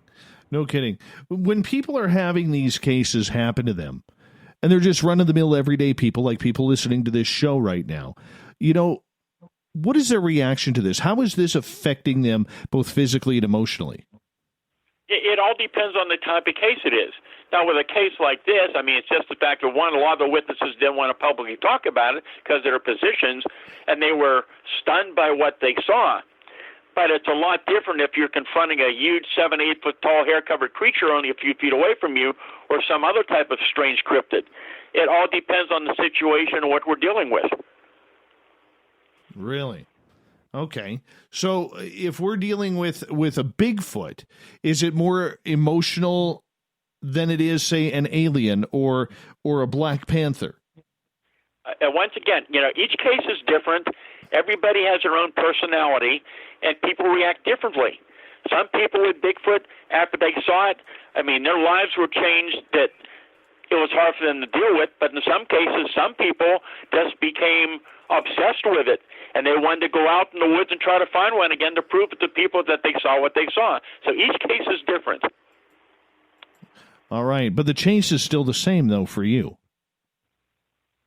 Chase is still the same. We're just out there gathering reports and interviewing the people and trying to see where the evidence leads us to. So when you get the evidence, what do you? We got about 40 seconds here. What are you looking for? Are you looking for scat? Are you looking for hair? If it's alien, what are you looking for? Well, over the years, we've looked for everything. And over the years, and especially back in the 70s, we had some interesting hair samples. And, you know, unfortunately, back in those days, we didn't have DNA testing, so you were limited. But I'll be glad to share some of those stories with you as well when we come back. Oh, yeah. We got way too much to touch on because every time we get into a subject, it takes us down more avenues, and we haven't even touched what we talked about earlier. Man, we got a lot to do tonight. Stan Gordon is our guest tonight. We have him for another hour on Spaced Out Radio. It's an absolute pleasure to have this living legend in the cryptid community come and join us to break down his research for the first time on the mighty SOR. Stan's website is stangordon.info. We still haven't even touched on Black Panthers, Thunderbirds, cattle mutilations, skinny humanoids. I just want to be skinny one day. That's too much work. More Spaced Out Radio coming up with Stan Gordon right after this.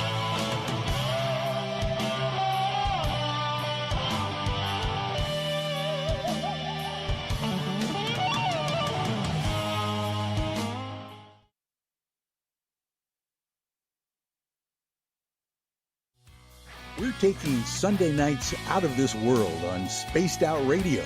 This is Michael W. Hall, also known as the Paranormal Lawyer. Together, we're going to go on an exciting journey into the unknown. I'm going to bring you some of the best interviews in the paranormal and supernatural to start your new week off on a freaky note.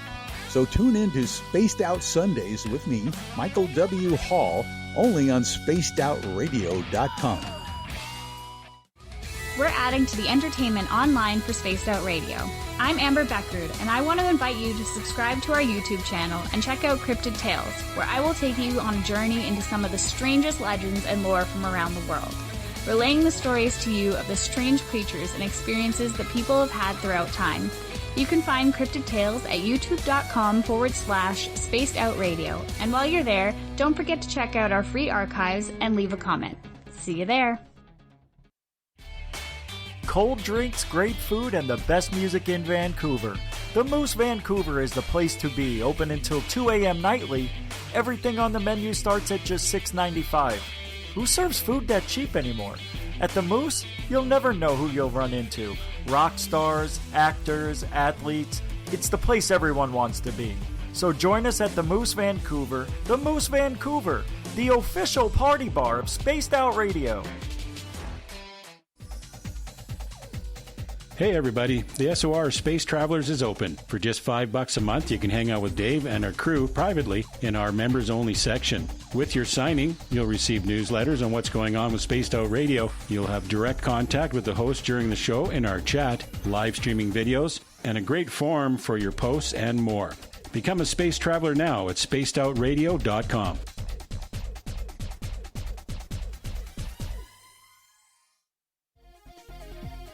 Hello, Space Travelers. It's me again, Carl.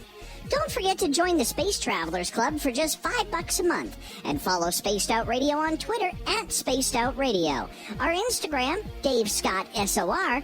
Our Facebook page is Spaced Out Radio Show. Our archives are free at youtube.com/Spaced Out Radio. Come woo it up with Spaced Out Radio today.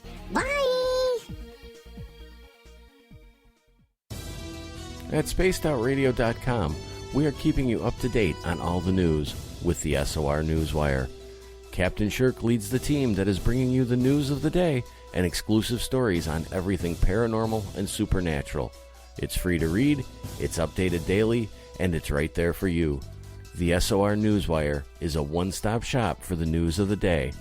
Check it out at spacedoutradio.com today. From the heartlands of Canada to beards around the world, we know how to take care of you. Fill your follicles with the Mighty Moose Beard Oil. All our oils and balms are handmade and 100% natural ingredients because we care about your beard. And hey, use the promo code SOR2019 and get your Mighty Moose Beard Oil today. You can check us out on our website, mightymoosebeard.com.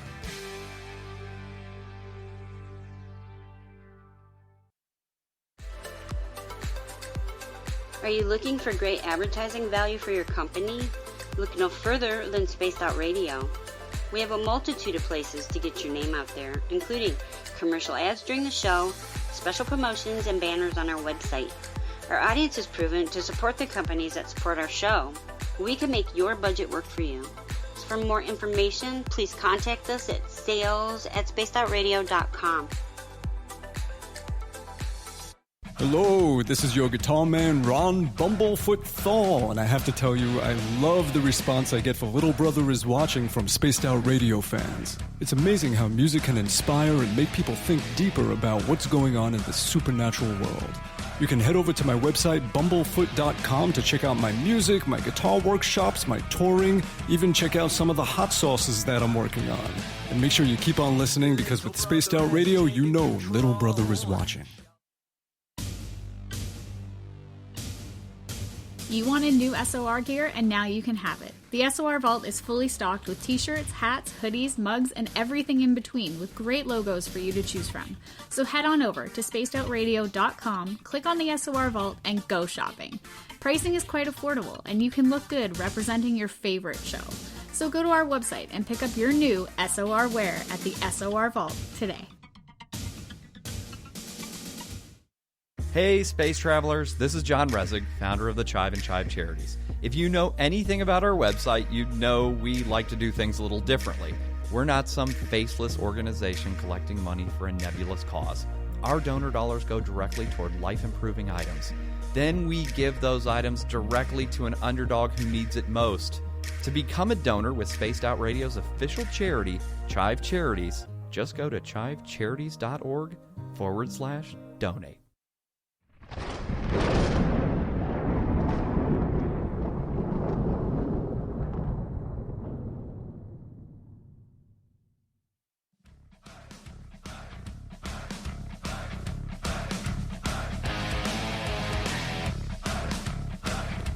We passed the halfway point of Spaced Out Radio tonight. I am your host, Dave Scott, sitting in the captain's chair of SOR headquarters. Thank you so much for joining us tonight. I really appreciate your time. I want to remind all of you that if you missed portions of this show or others, go ahead and check out our free archives at youtube.com/Spaced Out Radio. Just do me the favor, hit that subscribe button.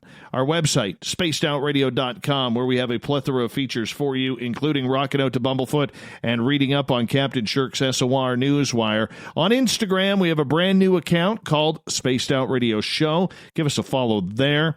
And on Twitter, yes, Twitter, at Spaced Out Radio. We'd appreciate the follow there as well. Stan Gordon is our guest tonight on Spaced Out Radio. 61 years he has been investigating the strange and weird phenomena. Talk about a life's passion and a life's worth of work, and he's gone beyond the distance of that. And, you know, we're lucky to have him here. This is the first time he has ever been on this show. And for years, I've been having great people say, you got to get Stan Gordon on. We're finally doing this, and it's absolutely amazing, amazing radio. Stan's website, stangordon.info. If you want to check it on out, I highly suggest you do. Mr. Gordon, welcome back. Thanks again. Glad to be on the show. I got to ask you about Thunderbirds, because this is the one that trips me out. I just cannot fathom for the life of me this one being real. Well, I can just tell you, I've interviewed multitudes of people who see these things year after year. And, you know, just like with UFO sightings, it's very difficult to try to judge altitude and size of something in the sky. But what many of these cases, these huge flying creatures, whatever they might be, many of them have been seen very low to the ground or actually on the ground. And in some cases, the wingspan was open, and witnesses got a very good idea of what the actual wingspan was. There was one case actually in neighboring West Virginia back in, I think it was about 2007, and early morning hours, this fellow is riding down this two-lane road, and he had to suddenly just hit the brakes, because here's this huge, giant bird on the road eating roadkill. And anyhow, I mean, he's looking at it, it's looking at him, and it's flapping its wings trying to get off the ground. He figured this thing was at least 4.5 feet tall. The head of it was taller than the top of his vehicle. And he got a really good look at this thing, and finally, before it took off, he could see the end of the wingtips. And as it's flapping its wings, there's dust and dirt coming up off the roadway. And it finally was able to get off the ground and go up over the trees and disappear. He went back the next day to measure it. It was 21 feet across, which is pretty amazing. But there have been other cases like that as well. And kind of what's interesting with all these reports of these huge flying creatures, there's similarities in reports, and there's more than one category. In many of these cases, people tell me, and some of these are outdoorsmen, hunters who are very familiar with the birds of Pennsylvania, for example. They know what blue herons look like, and they know with all the other larger birds we have here in Pennsylvania, and they said these were completely different. But what some of them tell me is that these things look like huge, overgrown turkey vultures, for example, generally dark brown or black in color. And so that's very common as well. But then you get other reports where people were seeing these huge flying creatures, and they said they look like giant leathery bats, completely featherless, getting very good look at them. And then there's other people, and some of these are very educated people who want no publicity whatsoever because they couldn't believe what they were dealing with. And they said what they saw to them looked prehistoric, like pterodactyls or pterotorns. There was one case I talk about in my one book, Astonishing Encounters. This happened out near Delmont, Pennsylvania, back in around 2008 or 2009. And this fellow was going to work early in the morning like he always does. He knows the area well. And he was going down this back road, and there's a flat valley-type area with a lot of grass around it. And he said, all of a sudden, this giant flying creature caused attention. He said this thing had a wingspan easily of around 22 feet long, flying only about 12 feet off over the surface of the ground. And he said the creature would not have been able to flap its wings since it was so close to the ground, that the wings should be gentle ripple, keep the body of the animal airborne. And this huge thing moved directly towards the vehicle, and it became positioned right above him. He got a very good look at this thing, but he said the tail was interesting because he said at the end of the tail, it was a whip-like tail, long and ended in a kind of a diamond shape.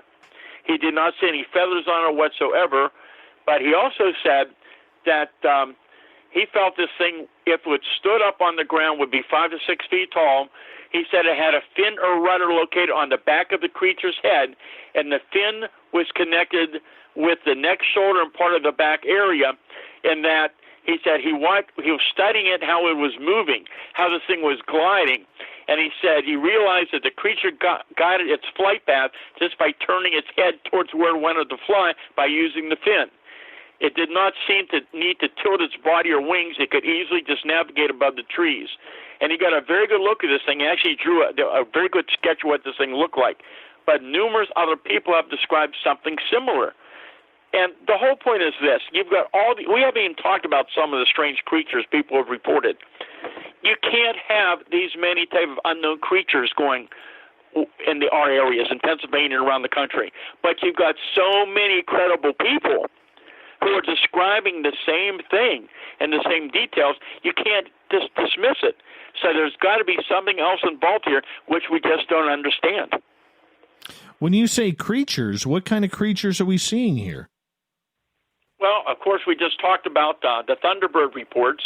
We've got interesting things people actually see in the waterways, too. The Black Panthers, though, is something that's more of kind of an out-of-place animal, but it's very interesting and very strange because, again, when you think about Black Panther sightings, people generally are talking about black leopards, black jaguars, of course not common in this part of the world, but for years and years, all across Pennsylvania and many other parts of the country, people are describing seeing these very huge Black Panthers. We've had 3 reports this year over the last several months here in western PA. All these were in daylight by different people in different areas. I mean, I had one case up in the lower mountain area where this thing, in daylight, it literally ran 10 feet in front of the witness. And he was quite shook up. And these are very, very detailed reports. We even had one case back in 1983 in a suburb of Pittsburgh in a populated area where a Black Panther was reported. And actually it led to a major search by the Pittsburgh police and animal protectors with tranquilizer guns. And this happened back in March of '83. It was a very interesting account. There was a large wooded area where this happened, and there was a large auto dealership there. And there was a mechanic that morning putting a headlight on a car. And as he's doing this about 9:30 in the morning, the mechanic hears this loud thump, and he sees this huge Black Panther leaping over the fender and hood of the car.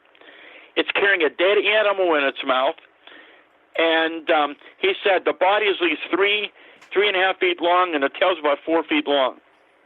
And he said it was beautiful, solid black, shiny body and a large head. Ears were upright.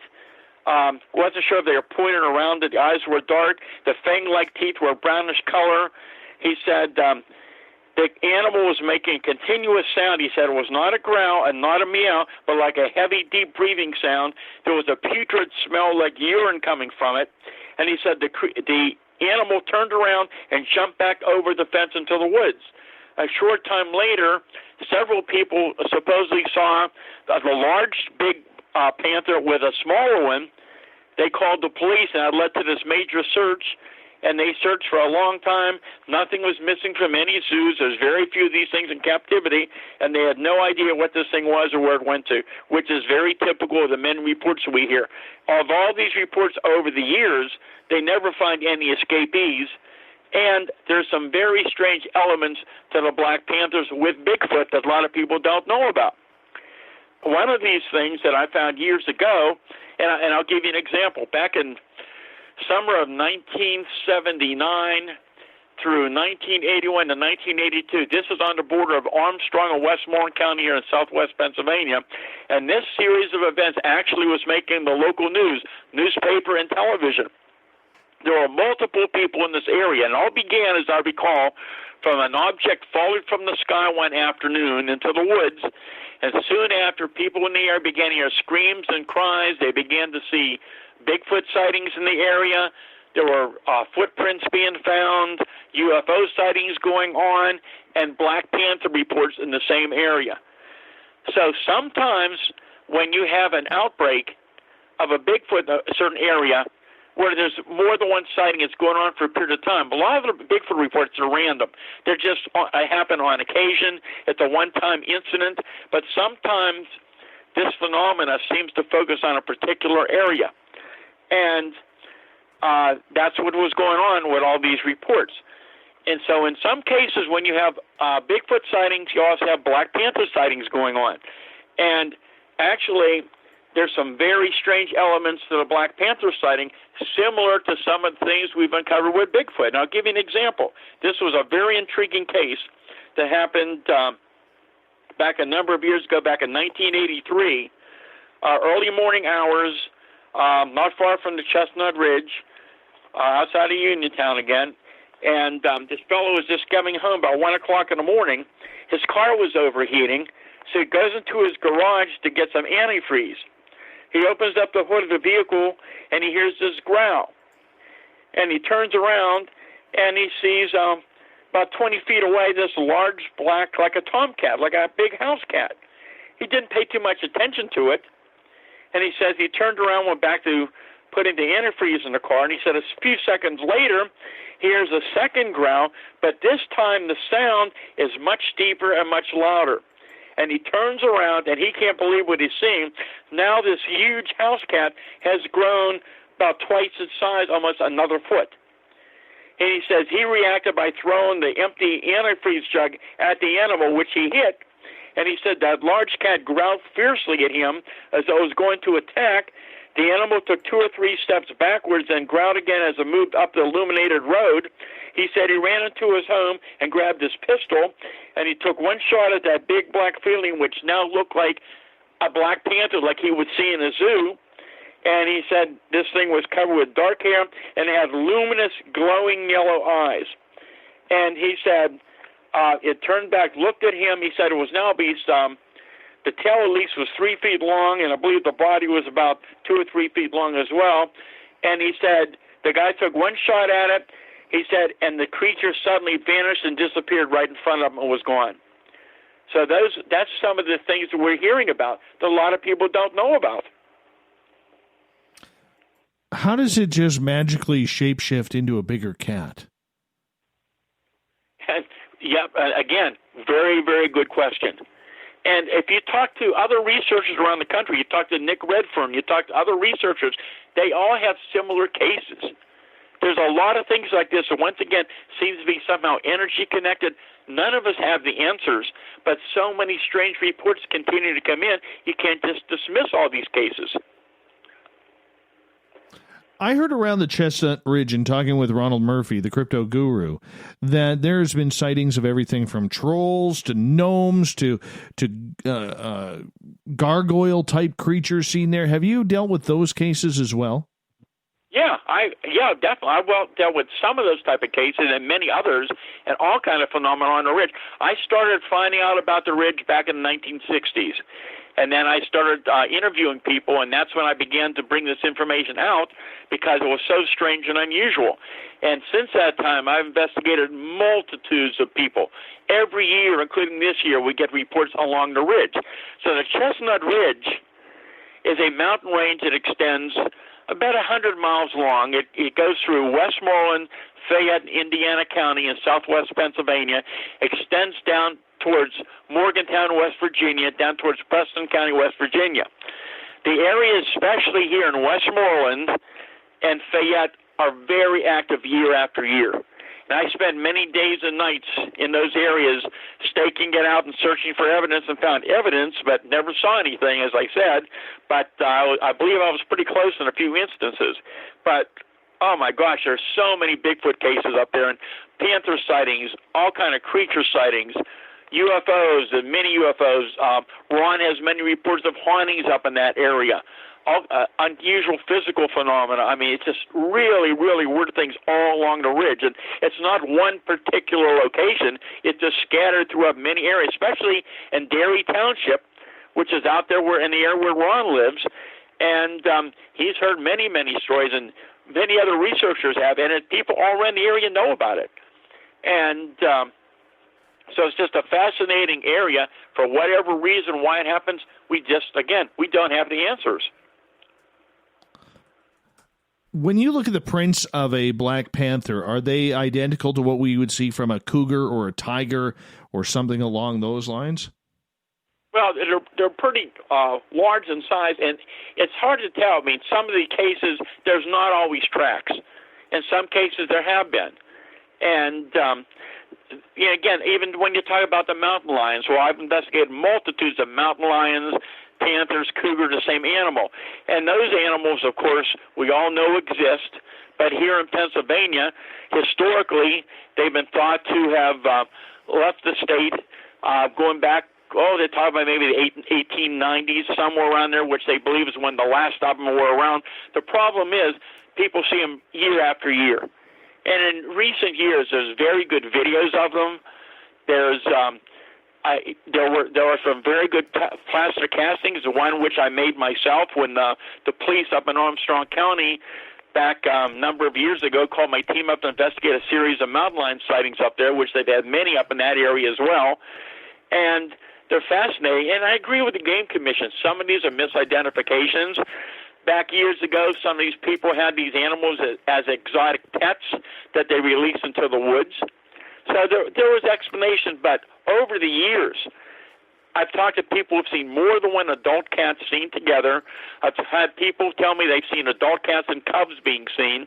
So I think there's a little more to the reports of mountain lions still being seen, but the Black Panther reports are much more interesting and much more unusual.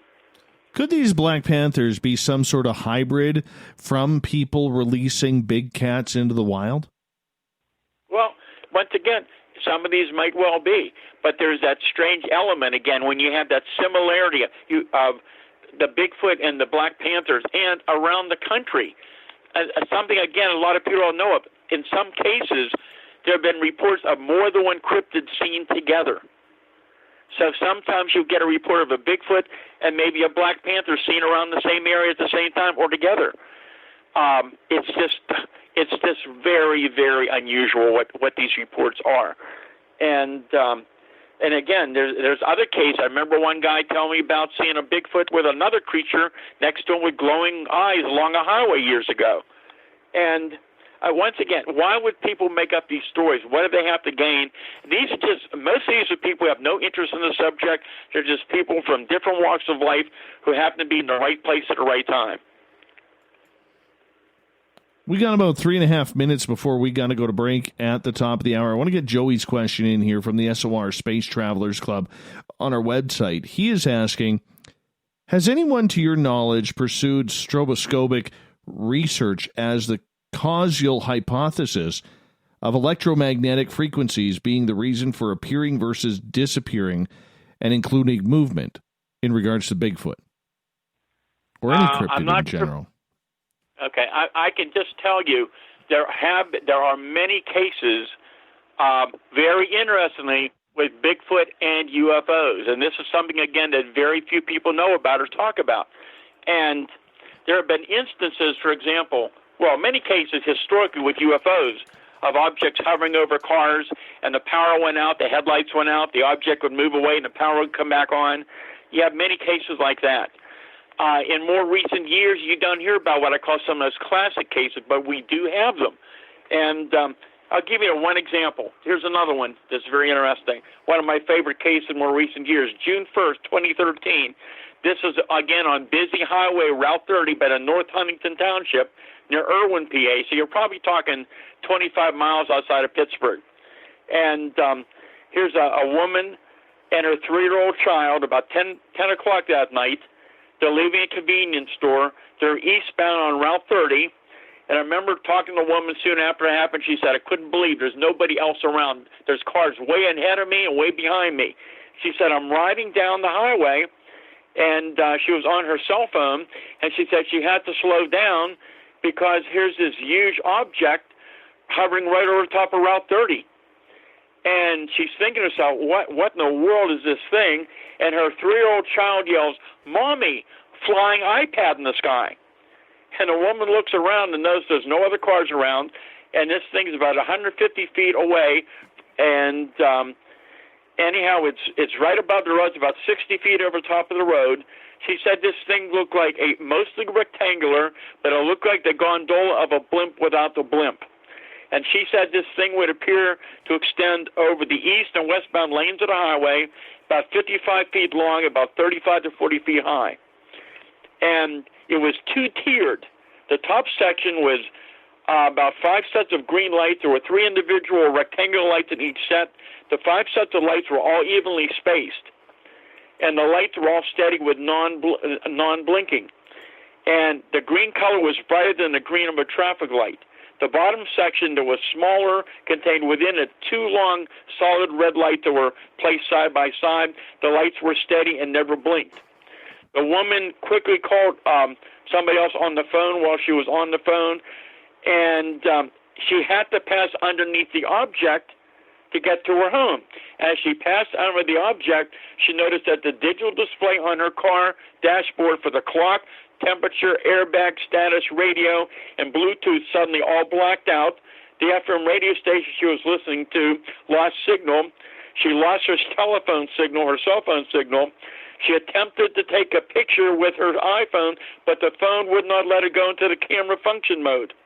As she rode down the road past it, all the electronics came back on, everything went back to normal. So we have those kind of cases as well. But after the break, I'll tell you some cases of electromagnetic effects with Bigfoot sightings. I have heard about these rectangular type UFO craft. I don't know how they fly. The triangle makes sense to me. I don't understand this whole rectangular or square box phenomena that people are seeing out there. I got to ask you about this. I completely do, as we got about a minute to go here. Do you believe these weird shapes have the technical capability of being able to fly? We've got numerous reports, even in daylight, of these things hovering right over top of trees. Many, many reports of big rectangular objects. In more recent years, we're getting more reports of these big, solid, rectangular, box-shaped objects. Oh, so weird, so weird. Hey, we need a favor because our favorite word around here is plethora, and my audience in all the chat rooms use it for a beverage word. Would you give them a plethora for us, if you don't mind, Stan? You know what? You cut out a little bit. Can you repeat that again? I missed some of what you said. I'm sorry. Well, that's all right. That's all right. The audience wants to hear you use the word plethora because that is our word of the night, and we love that word. And we every time I use the word plethora, they decide that they want to have a cheers to the show. So they're waiting for you to say plethora. Well, if you want to see something mysterious, there's a plethora of information going on in cases here in Pennsylvania. There we go. We have Stan Gordon for another 30 minutes here on Spaced Out Radio. StanGordon.info is the website. We'll be back. And then we got the Newswire. I think we're hooking up with Vancouver tonight and Drex, and we move on from there. We got a busy third hour coming up on the mighty SOR.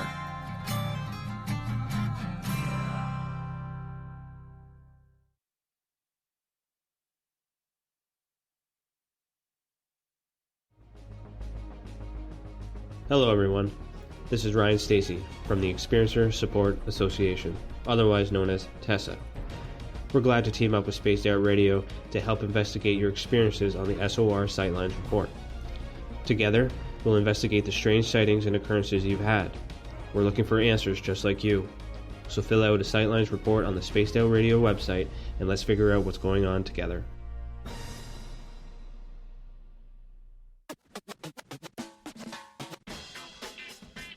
The SOR Vault is open for business, and do we have some cool swag for you to pick up?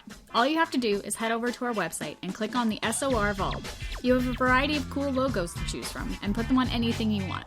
T-shirts, hoodies, hats, coffee mugs, you name it, we can get it to you. So do your shopping by supporting the store you love. Get your Spaced Out Radio swag at the SOR Vault today.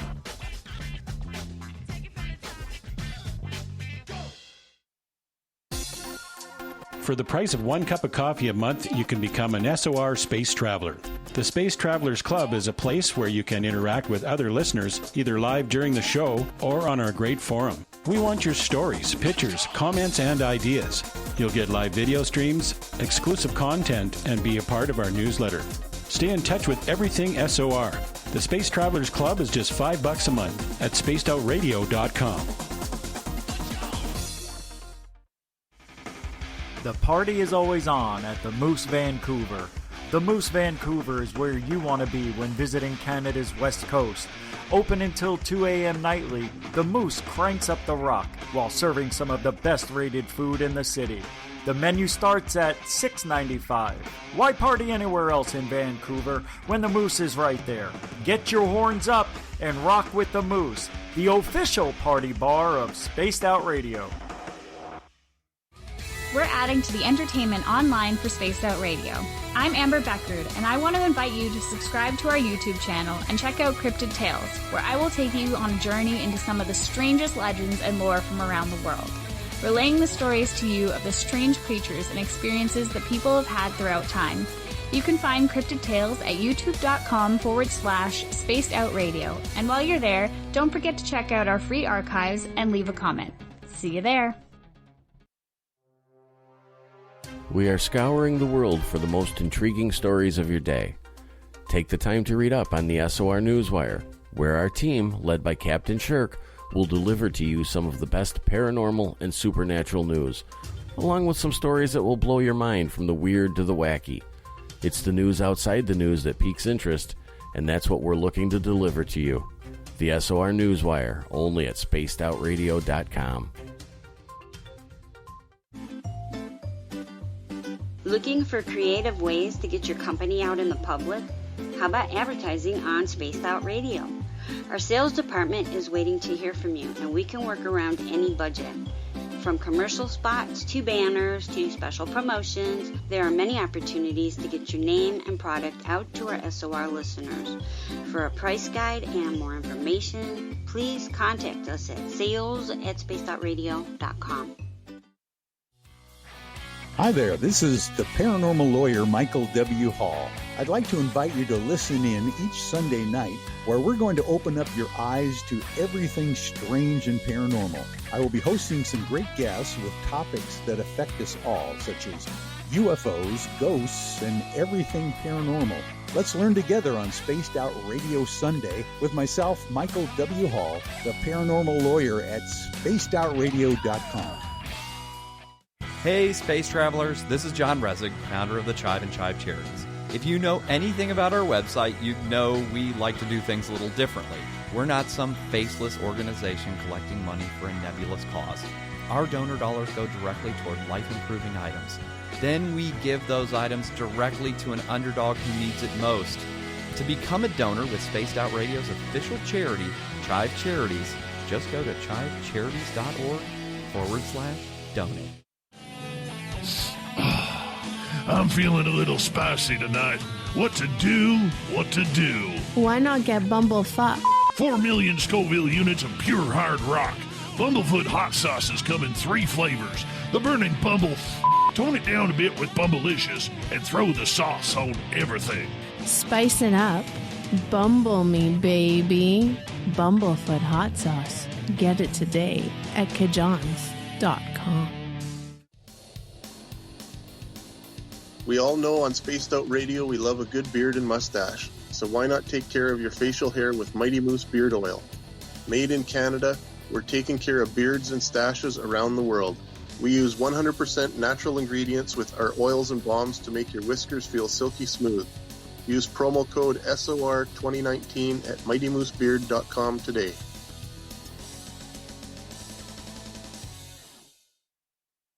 Hello, this is your guitar man, Ron Bumblefoot Thal, and I have to tell you, I love the response I get for Little Brother is Watching from Spaced Out Radio fans. It's amazing how music can inspire and make people think deeper about what's going on in the supernatural world. You can head over to my website, bumblefoot.com, to check out my music, my guitar workshops, my touring, even check out some of the hot sauces that I'm working on. And make sure you keep on listening, because with Spaced Out Radio, you know Little Brother is watching. Hello, space travelers. It's me again, Carl. Don't forget to join the Space Travelers Club for just $5 a month, and follow Spaced Out Radio on Twitter at Spaced Out Radio. Our Instagram, Dave Scott SOR.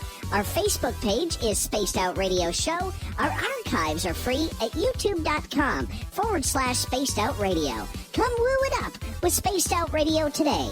Bye.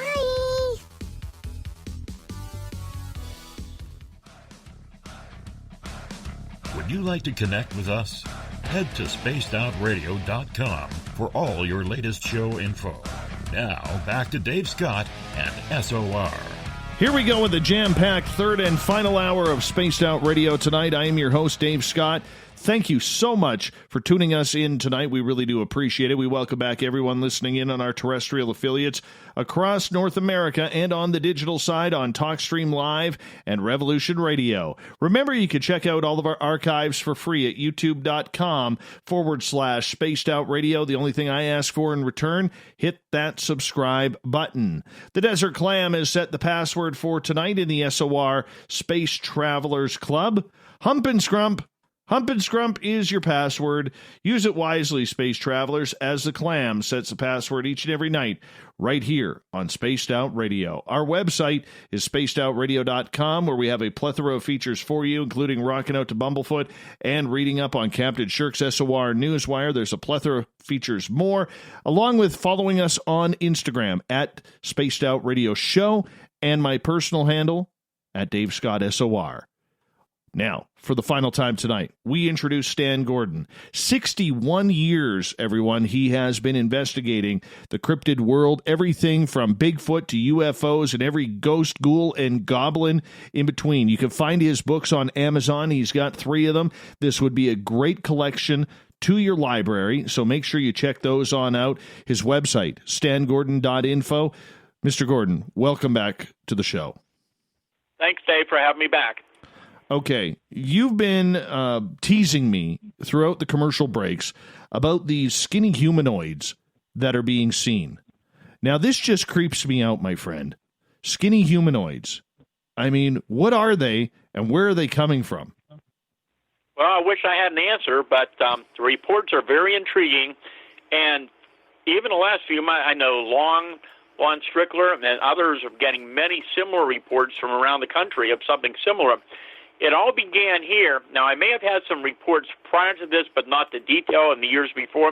But it was in actually August of 2017 when I got my first report. And this report came from a police officer on patrol here in western Pennsylvania. And he had never seen anything like this before. He was stunned by what he saw. He patrolled this one area regularly. But on this particular night, he sees what appears to be a ball of very dull white light low to the ground, and he stops his vehicle because he never remembered ever seeing any artificial lighting in the area. And he's sitting there looking at this thing. He said, it was the weirdest thing I've ever seen. And he said this ball of light suddenly rose straight up from the ground, and it was actually the head of a very strange being that looked to be at least 6 feet tall. It was skeletal thin. He said he believed that the creature, when he first saw it, had been lying on its belly on the ground with its head facing towards the road. It then stood up facing the road. In that dark location, he saw the dull light from the glowing head illuminating the upper section of the body. The officer watched the creature turn towards the right. The dull illumination from the head lit up the shoulder area. The creature then turned and faced him, then turned to the left and took off, he said, at an incredible speed into the dark. He said as it moved, he said he could see its arms swinging. He said it took off at a speed that you could only call abnormal. Here we go again. He said it was faster than anything I'd ever seen. It was there, and then it was gone. And he said he assumed the creature moved on 2 legs, but he could not see the lower section of the body. He said that the head was about 8 to 10 inches in diameter, shaped kind of like a ball, but he said it may have been possibly egg-shaped. The light emitted seemed to be just a dull white, but the light illuminated the shoulders, the top of the chest, and a section of the arms. The witness could not see the hands. The chest looked to be about 18 inches across. The waist appeared to be small, but the arms were unusually long. The long limbs looked skeletal with no muscle mass. The skin tone appeared to be dull grayish blue. He could not see any facial features. He said he only saw it for about 10 seconds, but he got a good look at it. And as soon as the creature left, he pulled up, put his spotlight beam on, looked around, but saw no tracks anywhere in the ground. I believe it was about 2 or 3 weeks later that I received another report from another person, I'm trying to remember, 20, 30 miles away, who described seeing something similar, but the head was not glowing, came up out of the woods and approached this person about 30-some feet away. Then there were other reports. And then there was an incident happened. This was probably 40-some miles in a very rural area outside of Pittsburgh. This would have been in the fall of 2018. And I interviewed the person. I saw where it happened. And this person lived in the woods and knew the woods very, very well. And this one particular evening, it must have been, I think it was late afternoon, as I recall. I have to go look at the report. And he heard something bipedal walking in the woods. He knew deer very well. This was not the sound of deer moving around, and it was unusual. So anyhow, he left the woods and went down to his home. He was sitting there eating at the table. There was a big back door, a glass back door with no drapes. There was completely nothing covering it, unobstructed. And he said, suddenly, here's this similar creature, this humanoid, very skinny, sickly-looking thing, just bent down. It had glowing yellow eyes staring right at him 10 feet away. And he said it went down on all fours and crouched around the side of the house, and he couldn't see it anymore. But there have been other reports since then. I've heard of some reports, a couple reports with glowing head, a couple with glowing eyes, and some of variations to that. But I know Lon has had reports, and others have had similar reports as well. And there seem to be many cases like this going on around the country. This almost sounds like, do you remember in Close Encounters of the Third Kind, that first alien that walks out with the long, strangly arms and legs? That's almost like what you're describing there. Yeah, it's very, very interesting. We don't know what we're dealing with here. I mean, there's so many strange entity reports coming in. I mean, like I said, we don't even have time to begin to talk about all the things been going on, even in recent weeks. And I'm just trying to go through my file here really quick for you. And there was one incident that happened up in a rural area here, just May 27th, early morning. Person was out early in the morning. It was a dark area, looked across the road, and through this big field, there was a bunch of deer. Something suddenly frightened the deer, and they all left the field, and this person see this very tall, dark, humanoid creature, estimated to be at least 6 feet tall at that distance. But what was so unusual, they could see the arms swinging, but it appeared to be, rather than running, it appeared to be gliding through the field, which I've had other reports. I'm not saying it's a Bigfoot. We don't know what it was.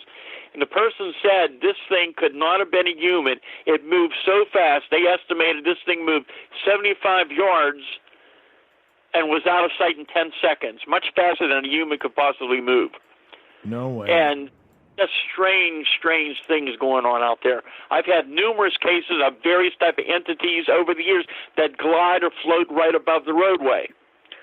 And back over into Derry Township.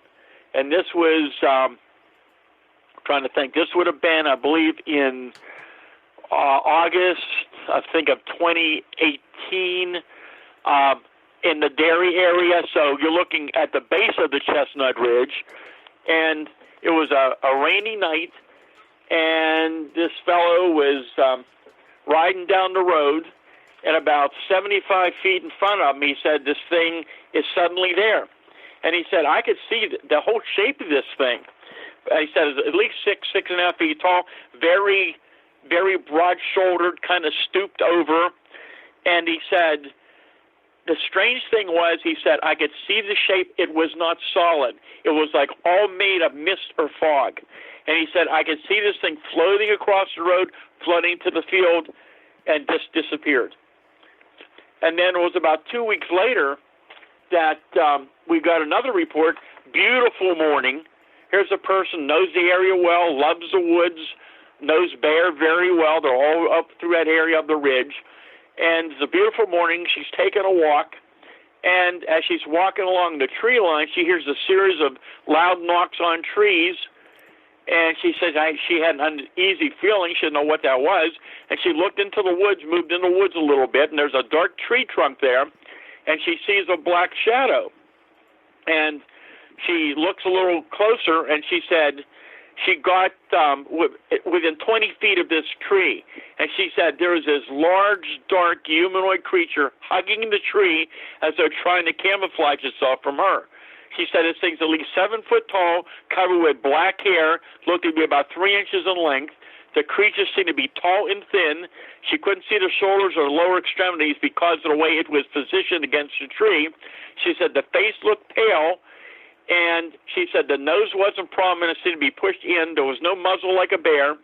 And she said the eyes were what really caught her attention, because the eyes were very large, larger than a human and more rounded, and the eyes were very dark or black in color. And she said the eyes were shifting its eyes around nervously, moving them back and forth. And when the eyes were shifted in a corner, she could see white around them. She said they were very strange-looking eyes. The creature had both of its very long arms wrapped around the trunk of the tree. The hair on the arms was black and wiry. The cheek against the tree was looking in her direction. It gave her the impression it was trying to hide from her. And she said she tried to get her... She ran off from it, went about 10 feet away, tried to get her composure back. She loaded up her camera to run up to try to get a picture. She runs back. It's not there. She said, I never heard it coming. I never saw it going. And she has no idea what happened to it. So here you go again. Do you think, I mean, looking at it from a Bigfoot standpoint, it almost sounds like it's a Bigfoot with mange. And we've had some cases like that where we've had reports where some people describe these things sickly, odor, and patches of hair missing on the body. They're very rare, but we've had those kind of reports. We've had reports of creatures from 6 to well over 9 feet tall, and we've had reports of some 4 to 5 feet tall. What about these bipedal canines that seem to be roaming around a lot of the areas of Pennsylvania? Have you looked into these as well? Yeah, and from what you hear from some of the research, a lot of people seem to think this is a new phenomena. I'm not so sure. In my Solid Invasion book, which goes back and covers that massive 1973 UFO Bigfoot wave we talked about earlier, it was a very strange time. A lot of the Bigfoot reports were your so-called typical Bigfoot descriptions, but there were some creatures that were taller and thinner, some were shorter and more muscular, but there were also some cases where these creatures were seen extremely close range. And when I'm talking about close range, I'm talking within feet. And some of the witnesses described the face as looking almost like a wolf face or more of a dog face with fang-like teeth, sometimes luminous eyes. and they got very, very good look at these things. So these things may have been around for quite a while. And once again, it's just, we don't know what we're dealing with. There's so much data out there. There's so many reports, but it's so strange and unusual. But you keep hearing these cases year after year from widespread areas from different people, and you just can't dismiss it all. How about cat people? Have you had any response to or sightings or adventures with cat people? I have not that I can think of. I've heard some stories over the years, but nothing I've dealt with.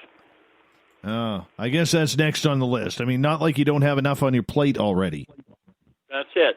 Well, one thing I found many, many years ago with all these kind of reports, especially with Bigfoot, a lot of these are just being at the right place at the right time where anybody can see it. But many, many years ago, I began to try to study some of the background of people, and it was very limited because, one, I was running 2 volunteer groups. I had a full-time job. I had a family, and I had no funding. And, you know, you could spend days and days just on one case investigation, and there were hundreds of reports coming in all the time, year after year. But I began to try to check in the backgrounds of people. And so there's some people today, one in particular, I've been in touch with this person for probably going on 45, 50 years. And her case was interesting because she was a young little girl that was missing, had missing time. There was a big search for her. They found her later on in the middle of a field that they had searched thoroughly, and she had no idea what was going on. Well, since that time, she began to have paranormal experiences. Later, she had encounters with Bigfoot, other creatures, UFOs. Her husband, then later her children had experiences, and then her grandchildren. And I found this in many cases that sometimes there is a certain event that happens with these people, and after that, they begin to experience other type of phenomena as well throughout their life. Very interesting. And that seems to be a pattern for a lot of people who have those type of experiences right early and often, and sometimes it takes it up. Do you almost think that it's like a download that people are getting, that they have to go down that road? Well, again, there's so many intriguing aspects of this. One thing is, it may well be that certain people have certain abilities that they're able to perceive the phenomena that other people can't, or the phenomena might be attracted to them. There were instances many, many years ago. There was one, for example, where there was a number of people in a group. Only, I think it was a couple people within the group could see the large object they were reporting hovering over top of them. The other people couldn't see it.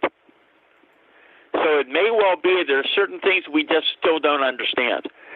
And once again, there's an energy connection to the phenomena. We started talking a little bit ago about some of the electromagnetic effects with UFOs, but there are instances, for example, where a Bigfoot steps out in front of a car, and the car has a electromagnetic effect that the car loses power. And when the creature walks off, the power comes back on. Things like that you hardly ever hear about. They're very rare, but they've happened around the country over the years. And there's something going on here just far beyond our understanding.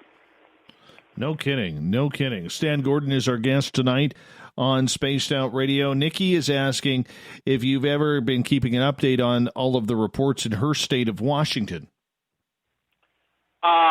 I'm familiar with some of the cases. I was in touch with people years and years ago, back in the 70s, from around Oregon, Washington State, California, when there was a lot of this activity going on, and there were cases similar to what we talked about a little bit tonight, but you didn't hear much about it.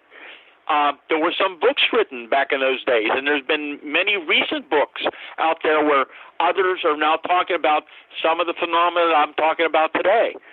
So it's something that's known, but it's not known to many, many people in the public and many people in the Bigfoot, the UFO field. Some people know about it. Some people don't want to discuss it.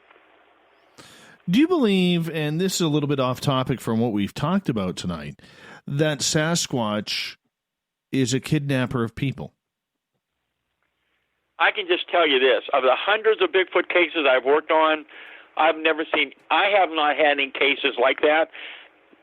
the only way we say that they are somewhat aggressive is that there have been instances where these things have thrown large tree branches and very large-sized rocks, like small boulders, in the direction of people as though to scare them out of their territory. But for them to go after people and physically hurt them, I can't think of any case that I can document where I've worked on personally where this has happened. Yeah, because I know there's a lot of people out there who, and we talked about it with Nate Rudd last night, who's out of Washington State, and he is a Sasquatch researcher out there between Washington and Idaho. And he was saying that a lot of the First Nations around there believe there is something like that going on. And it's just weird to think that, you know, we think, especially on the West Coast, that this creature could be kind of docile comparatively to, say, those that run around the Texas or the swamplands areas of New Orleans on east. But, I mean, to think that it could be actually kidnapping people or children or women, that opens up a whole different ballgame.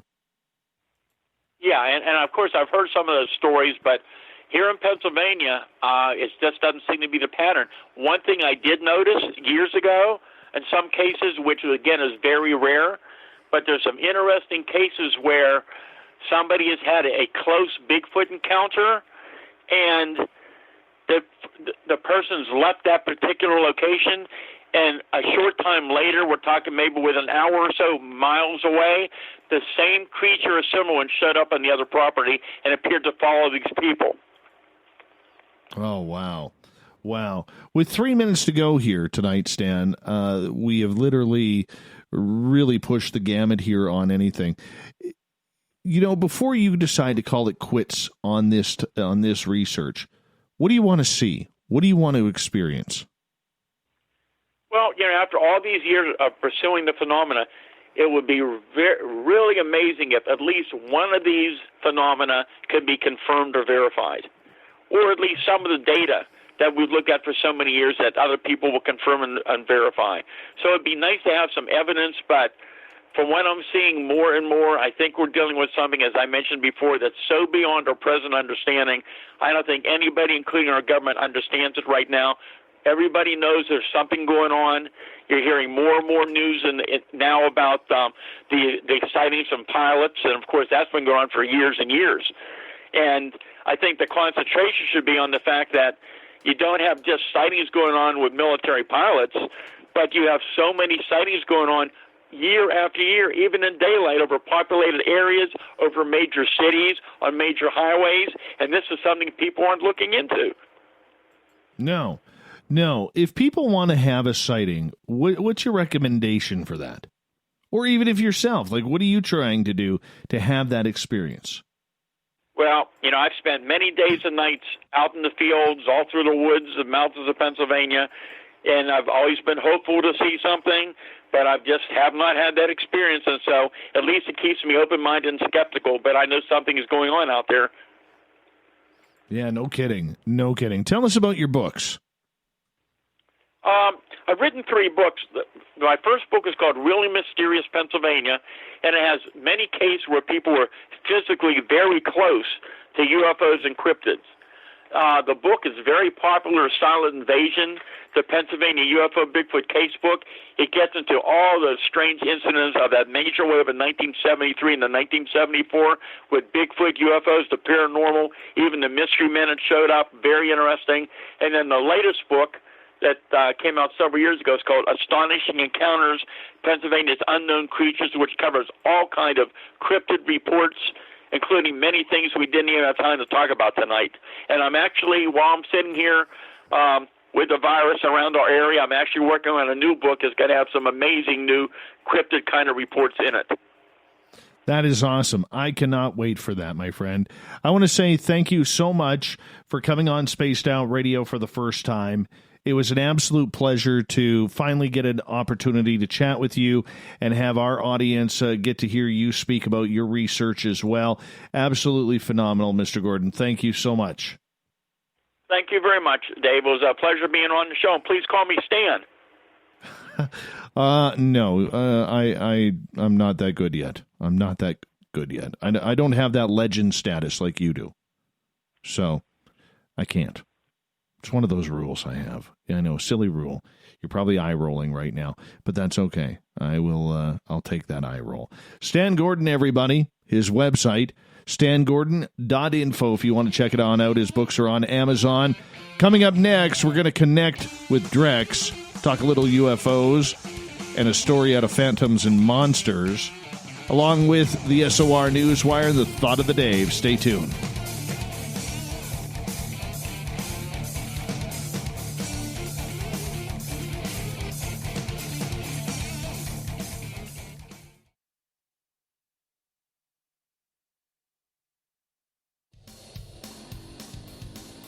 We all know on Spaced Out Radio we love a good beard and mustache, so why not take care of your facial hair with Mighty Moose Beard Oil? Made in Canada, we're taking care of beards and stashes around the world.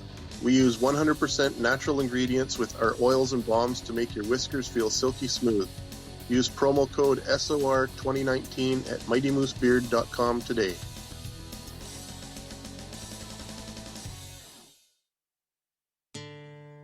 Hey, Spaced Out Radio fans! It's John Resig, founder of the Chive and Chive Charities. Our goal is to make the life of veterans, first responders, and those with rare medical conditions 10% happier. We do this by donating one grant item, ranging from dance to therapy programs to prosthetic limbs, to those who need it most. To contribute to Spaced Out Radio's official charity, head over to chivecharities.org and become a donor today. Hello, Space Travelers. It's me again, Carl. Don't forget to join the Space Travelers Club for just $5 a month and follow Spaced Out Radio on Twitter at Spaced Out Radio. Our Instagram, Dave Scott SOR. Our Facebook page is Spaced Out Radio Show. Our archives are free at youtube.com/Spaced Out Radio. Come woo it up with Spaced Out Radio today. Bye!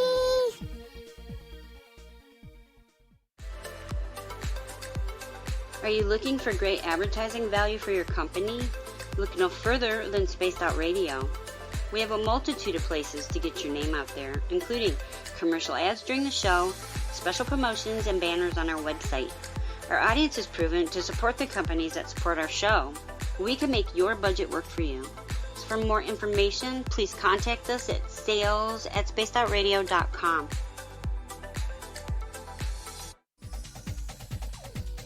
Hey everybody, the SOR Space Travelers is open. For just $5 a month, you can hang out with Dave and our crew privately in our members-only section. With your signing, you'll receive newsletters on what's going on with Spaced Out Radio. You'll have direct contact with the host during the show in our chat, live streaming videos, and a great forum for your posts and more. Become a Space Traveler now at spacedoutradio.com.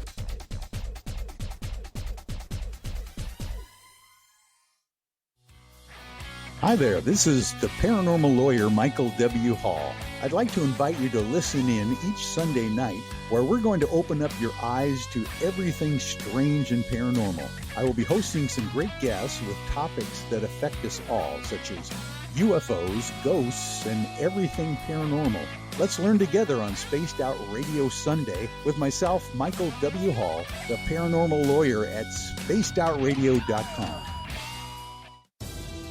At spacedoutradio.com, we are keeping you up to date on all the news with the SOR Newswire. Captain Shirk leads the team that is bringing you the news of the day and exclusive stories on everything paranormal and supernatural. It's free to read, it's updated daily, and it's right there for you. The SOR Newswire is a one-stop shop for the news of the day. Check it out at spacedoutradio.com today. Cold drinks, great food, and the best music in Vancouver. The Moose Vancouver is the place to be, open until 2 a.m. nightly. Everything on the menu starts at just $6.95. Who serves food that cheap anymore? At the Moose, you'll never know who you'll run into. Rock stars, actors, athletes. It's the place everyone wants to be. So join us at the Moose Vancouver, the official party bar of Spaced Out Radio. Hello, this is your guitar man, Ron Bumblefoot Thal, and I have to tell you, I love the response I get for Little Brother is Watching from Spaced Out Radio fans. It's amazing how music can inspire and make people think deeper about what's going on in the supernatural world. You can head over to my website, bumblefoot.com, to check out my music, my guitar workshops, my touring, even check out some of the hot sauces that I'm working on. And make sure you keep on listening, because with Spaced Out Radio, you know little brother is watching. If you like it hot, real hot, then heat up your meals with Bumblefoot hot sauce. Get your Bumblefoot hot sauce today. The sauce, Bumblicious, and the 4 million Scoville unit Bumble. We're going in hot, real hot, coming out even hotter. Keep the milk nearby and tantalize your taste buds tonight. Bumblefoot hot sauce, available now at kajans.com. You wanted new SOR gear, and now you can have it. The SOR Vault is fully stocked with t-shirts, hats, hoodies, mugs, and everything in between, with great logos for you to choose from. So head on over to spacedoutradio.com, click on the SOR Vault, and go shopping. Pricing is quite affordable, and you can look good representing your favorite show. So go to our website and pick up your new SOR wear at the SOR Vault today.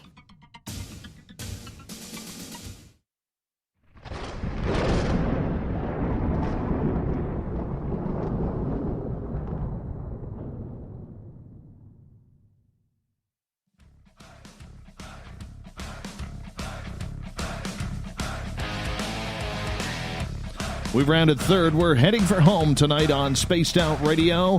I am your host, Dave Scott, sitting in the captain's chair of SOR headquarters. Thank you so much for joining us, each and every one of you, wherever you may be, and in our chat rooms. I want to remind you that if you missed portions of this show or others, you can check out our free archives at youtube.com/Spaced Out Radio. Just do me the favor, hit that subscribe button. Our website is spacedoutradio.com, where we have a plethora of features for you, including rocking out to Bumblefoot and reading up on Captain Shirk's SOR Newswire. We're going to connect up here with my buddy Drex in Vancouver, and we do this once a week. We talk a little bit of weird stuff. Yeah. Going on. Dave, my man. Spaced Out Radio, once again, live across Canada on the Course Radio Network. Hello to the show. I am fantastic, my friend. How are you doing? Yeah, I'm good. I'm a little freaked out by the things that we're going to talk about tonight because, I sent you a little note yesterday saying, hey, have you got a teaser for me for tomorrow night's show? And you just, all you said was, cryptid terrorizes British Columbian family. Oh, yes. What happened? Yeah, so, all right. So this happened a couple of years ago, but this report just came into phantomsandmonsters.com just a couple of days ago. And the minute something happens in Canada, Lon Strickler, who owns this website, he immediately sends it over to me. He's like, I know you guys are going to want to run this. And I'm like, yeah, we are. So here we go. So this gentleman and his wife had this farm. Now, the location in British Columbia is still a secret. They wanted to keep it kind of quiet because they kind of like their privacy. And all of a sudden, they started noticing that there was strange things happening on their properties. The mother found an old Ouija board and played with it in the house. The children were seeing weird things. The horses would be running around and freaking out. And it just started getting kind of weird. Horses bucking off the family members, even though they never really did that before. And, strange occurrences started happening, like with the mother barely being run over by a car that saw a horse coming and she managed to swerve out of the way. It would have caused a lot of damage. But then animals started going missing off their farm on one of the reservations. All right. And one of the hunting dogs was injured by something during a nighttime attack. And this person set out to some traps to try and figure out what kind of predator was on his property attacking his livestock, from the family pets to the horses and everything. I mean, he was staying up all hours of the night with his shotgun and rifle beside him, just waiting for something to happen. He was sleeping outside. No, don't worry about the bugs or anything. He wanted to figure it out, figuring it was foxes, coyotes, or wolves, maybe a bear or a cougar. Oh, no, that's not what we talk about here, is it? No.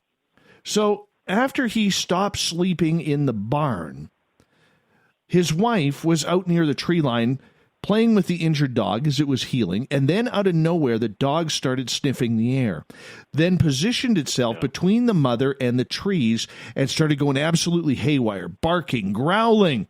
The gentleman hears the noise as well. He runs out, stops in his tracks to call his mother to grab the rifle, then whistled for the dogs.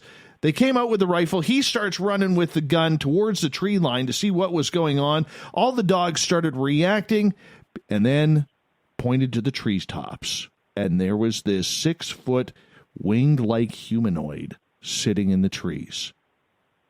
How freaky is that? Like, so this thing had wings? Yeah, like a Mothman. From West Virginia. I mean, this is not cool when you start seeing Mothmen in your trees in your yard. You realize this.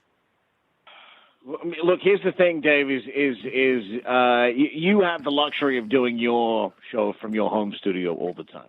I've only been doing it since this pandemic started happening. In the last 3 weeks, I've been attacked 3 times by moths live on the air. It's frightening. And, it is. It's leading up to this story. There was a Mothman in the tree. When you say there's a Mothman in the tree, that's only going to serve to freak me out just a little bit more. Well, here's the other thing. He actually raised his rifle and put a kill shot into it, right into its chest with a high-powered rifle, and instantly started running forward to it towards this creature with the dogs as the thing plummeted to the ground and was breaking branches on the way down. And that's when he raised the rifle again to command the dogs to flush it out of the high grass. And this thing just stood up, spun around, and just disappeared. There was evidence. The branches were broken, laying on the ground. And there was obviously a landing spot from where this thing hit the ground. No body, no blood, no trail. It either disappeared or went straight back up in the trees so fast that they didn't see it. And to this day, he referred to it as an alien. Interesting. Man, that's frightening stuff. So this happened a couple of years ago, but we're only getting this report now. Why do you think it took them so long to say something? Were they just petrified? I think a lot of people worry about the fear of being laughed at, the fear of the unknown, the fear of it coming back, that, you could somehow conjure it up, that just by thinking about it or talking about it, that it absolutely means that this thing, whatever it may be, or any type of creature, may all of a sudden show up again. And sometimes these events are so fearful that they don't want anything coming back like that. And that's what we're seeing. I'm getting attacked by a moth as we. Yeah. See, there you go. There you go. Yeah. That's way too funny. Hey, listen, I've got a piece of audio here that I need to talk to you about, and sure. You retweeted this out from your account. So Donald Trump Jr. Wrote a book. It's called Triggered, and there's a 35-second piece of audio of him asking Donald Trump about the Roswell landing and what he knows about it. Have a listen to this, and I got a couple of questions. Yes, Before you leave all sure. this, will you let us know if there's aliens? Because this is the only thing I really want to know. I want to know what's going on. Would you ever open up Roswell and let us know what's really going on there? So many people ask me that question. I know, it sounds almost ridiculous, but it's actually the real question It I sounds want to like know. a cute question, but it's actually, there are millions and millions of people that want to go there, that want to see it. I won't talk to you about what I know about it, but it's very interesting. But Roswell's a very interesting place with a lot of people that would like to know what's going on. So you're saying you may declassify? You'll take it? Well, I'll have to think about that one. Right, so that's Donald Trump talking to his son, Donald Trump Jr., about the book and what he knows about Roswell, and he kind of lets on that he knows something, but he's not going to tell you what he knows. Now, that leads me to wonder, because, I've seen most Nicolas Cage movies, even the bad ones, including Book of Secrets. And there's even, shows on History Channel about the President's Book of Secrets. So let me ask you, and I would imagine you've probably delved into this here or there in your time doing the type of radio that you do. When a world leader is elected to be the leader of their country, do they get sat down and told a list of secret things that they need to know that they've never known before, and they can never repeat them to another person? You know what? I believe so. I believe so. I have met a number of people who have worked for the alphabet agencies, the three-letter agencies in the United States government, not so much here in Canada, and there are secrets that they cannot share, that they will literally take to their grave. And I have one gentleman who recently retired from his job, and he told me, he goes, Dave, he goes, don't even bother asking me. I will never tell you what I know, what I did, what I've seen. It's just that tough. And that goes right to the presidential office. One gentleman I would love for you to interview regarding this, and his website is whitehouseufo.com. or presidentialufo.com, pardon me. He's a researcher out of Winnipeg named Grant Cameron, one of the top researchers in the field of ufology.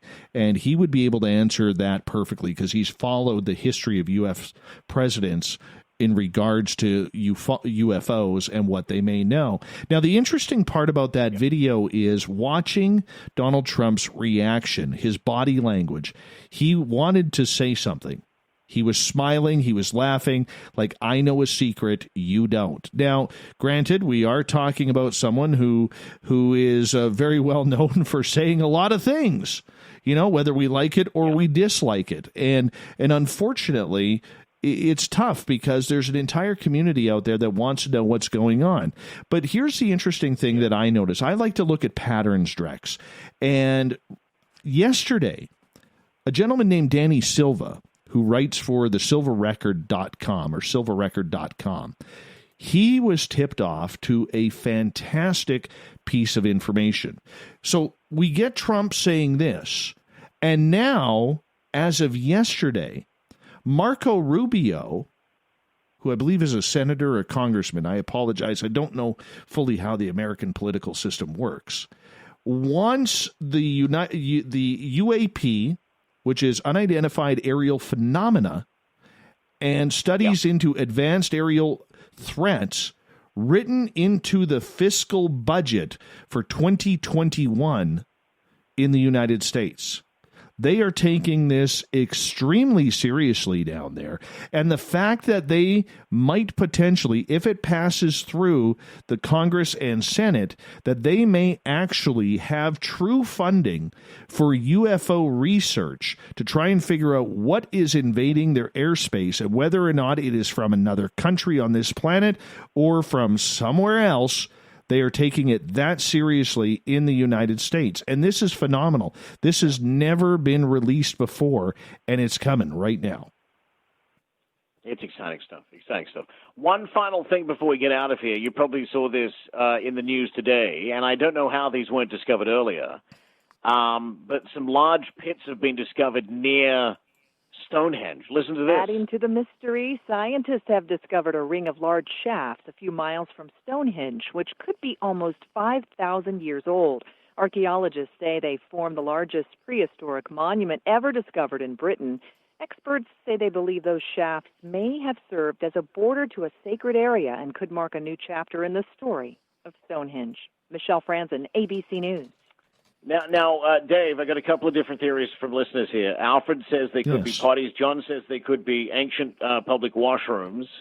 But James thinks it just could be a gopher. Here's the thing. Stonehenge is thousands of years old. How come no one's discovered these shops before? I have no idea. You'd think with the technology that we have to search underground that this should have been found before and a lot sooner than what they are. But it just goes to show the hidden mysteries that are still in the planets. And the one thing that I always say to people, my friend, when in doubt, it's aliens. It's always aliens. You cannot turn your back on aliens when it comes to this. So I think they sent some sort of tractor beam under the ground, set up the rocks pushed up. Then we got this really cool Stonehenge sitting up there, and something that I will probably never see in my lifetime. Well, maybe one day. I'd like to go over there and see it. And, you just have to wonder what they're all about. Were they shafts used to help maybe pull the rocks up into position? We don't know. That's all part of the mystery we get to solve. Yeah. So strange, man. Hey, thanks so much. Dave Scott from Spaced Out Radio joining us tonight. Go to spacedoutradio.com. Man, thanks so much. We'll chat again next week, all right?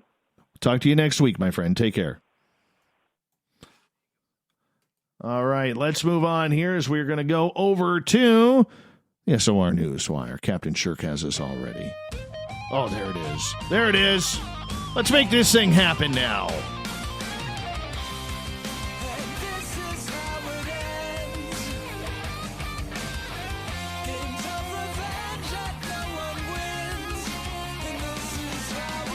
The news is always changing, which is why we bring you the SOR Newswire at the back end of every show, where we get to the weird, the strange, the wacky.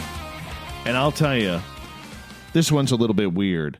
So the FBI is now saying the noose found hanging in Bubba Wallace's garage stall at Talladega Superspeedway had been there since at least last fall, federal authorities have said. They announced the video surveillance footage from NASCAR confirmed it was a garage door pull rope styled like a noose that had been hanging from at least October 2019. As a result, no federal charges would be filed in an incident that rocked NASCAR and its only full-time black driver. A crew member for Richard Petty Motorsports discovered the news Sunday at the Alabama racetrack. And you know what? The team came together. The entire racing field came together. I don't think this is a Juicy Smollett type of situation at all. I really don't. You know, it was just an unfortunate coincidence. NASCAR was alerted and contacted by the FBI, who had sent 15 agents to the track to investigate, but they have now decided no federal crime was committed. U.S. Attorney Jay Town and FBI Special Agent in charge, Johnny Sharp, said Tuesday its investigation determined although the noose is now known to have been a garage in number 4 in 2019, nobody could have known Mr. Wallace would be assigned to that garage door number last week. The Wood Brothers racing team said one of its employees informed the team he recalled seeing a tied handle in the garage pull-down rope last fall when the NASCAR team raced there. The team said it immediately alerted NASCAR and assisted in the investigation. On Monday, 15 special agents conducted numerous interviews regarding the situation. After thorough review of the facts and evidence surrounding the event, we have concluded that no federal crime was committed. Either way, it was nice to see the NASCAR drivers come together for one of their own. That was fantastic. Here's a weird one.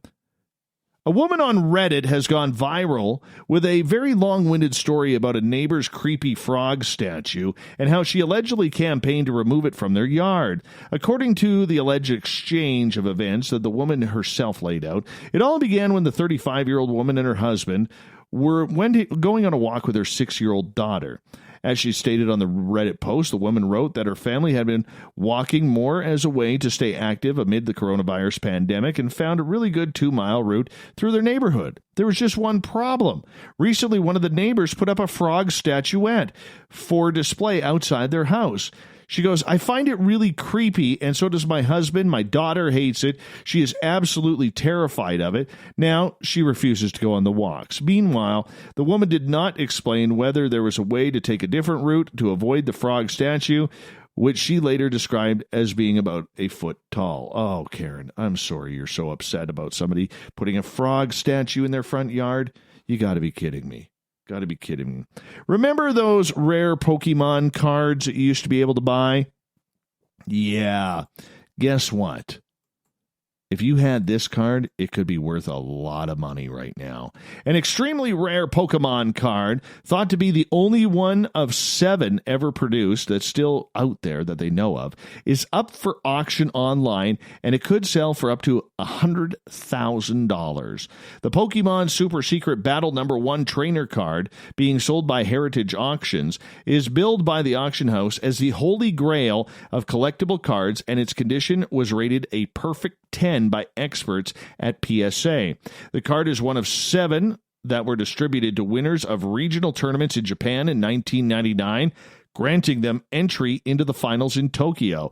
The Pokemon card game official tournament's champion is recognized here, and the honor is praised. By presenting this card, you may gain preferential entry into the Super Secret Battle, the card reads. Heritage Auctions said the card is perhaps the most sought-after card and arguably one of the rarest in the entire Pokemon trading card game. Experts believe it could sell for more than $100,000 when the auction ends on July 8th.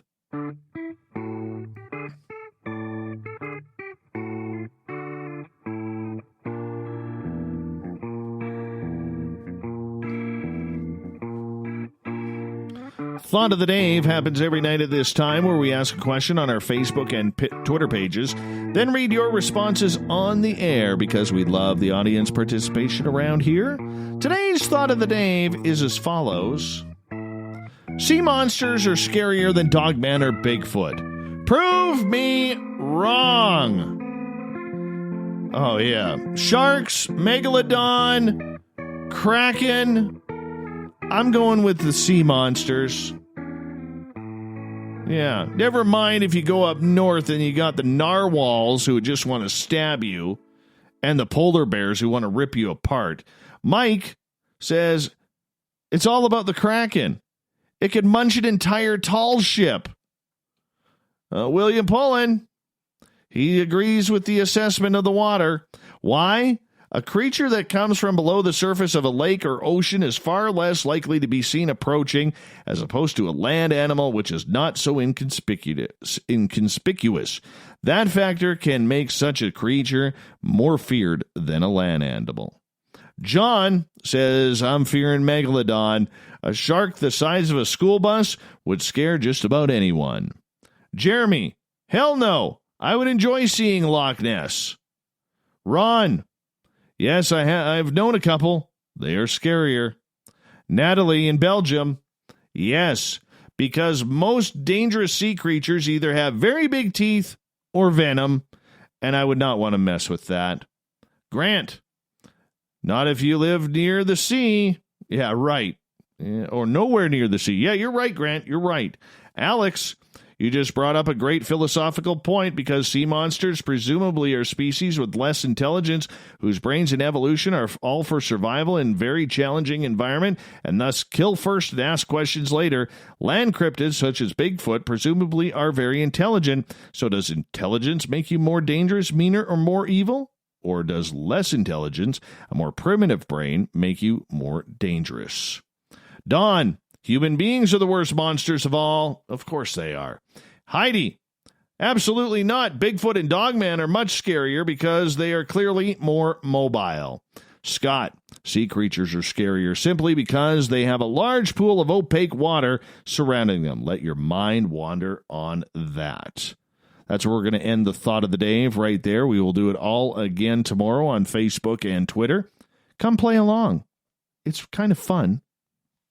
Thank you to Captain Shirk for the abbreviated but always entertaining SOR Newswire. You can find that on our website at spacedoutradio.com, as well as our Facebook page, the SOR Newswire as well. And a big, big thank you to the legendary Stan Gordon. 61 years he's been investigating cryptids. StanGordon.info is his website.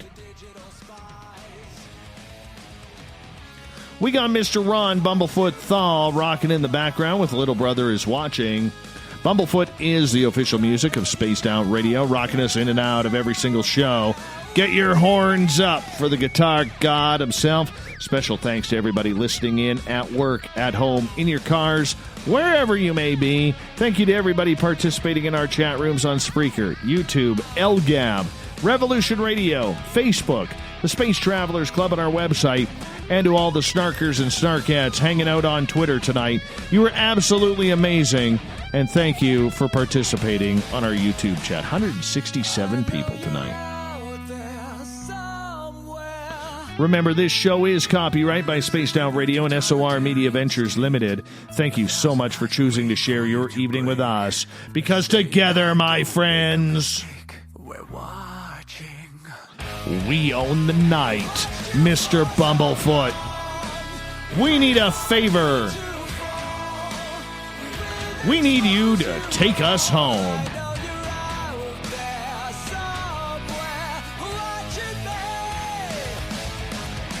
The Woo Train may have docked for the night, but tomorrow we shall ride on the tracks again. Your seats are available. Your tickets never expire. And there's always room for your friends to come aboard. We own the night. Have a great night. We'll do it all again tomorrow. See ya.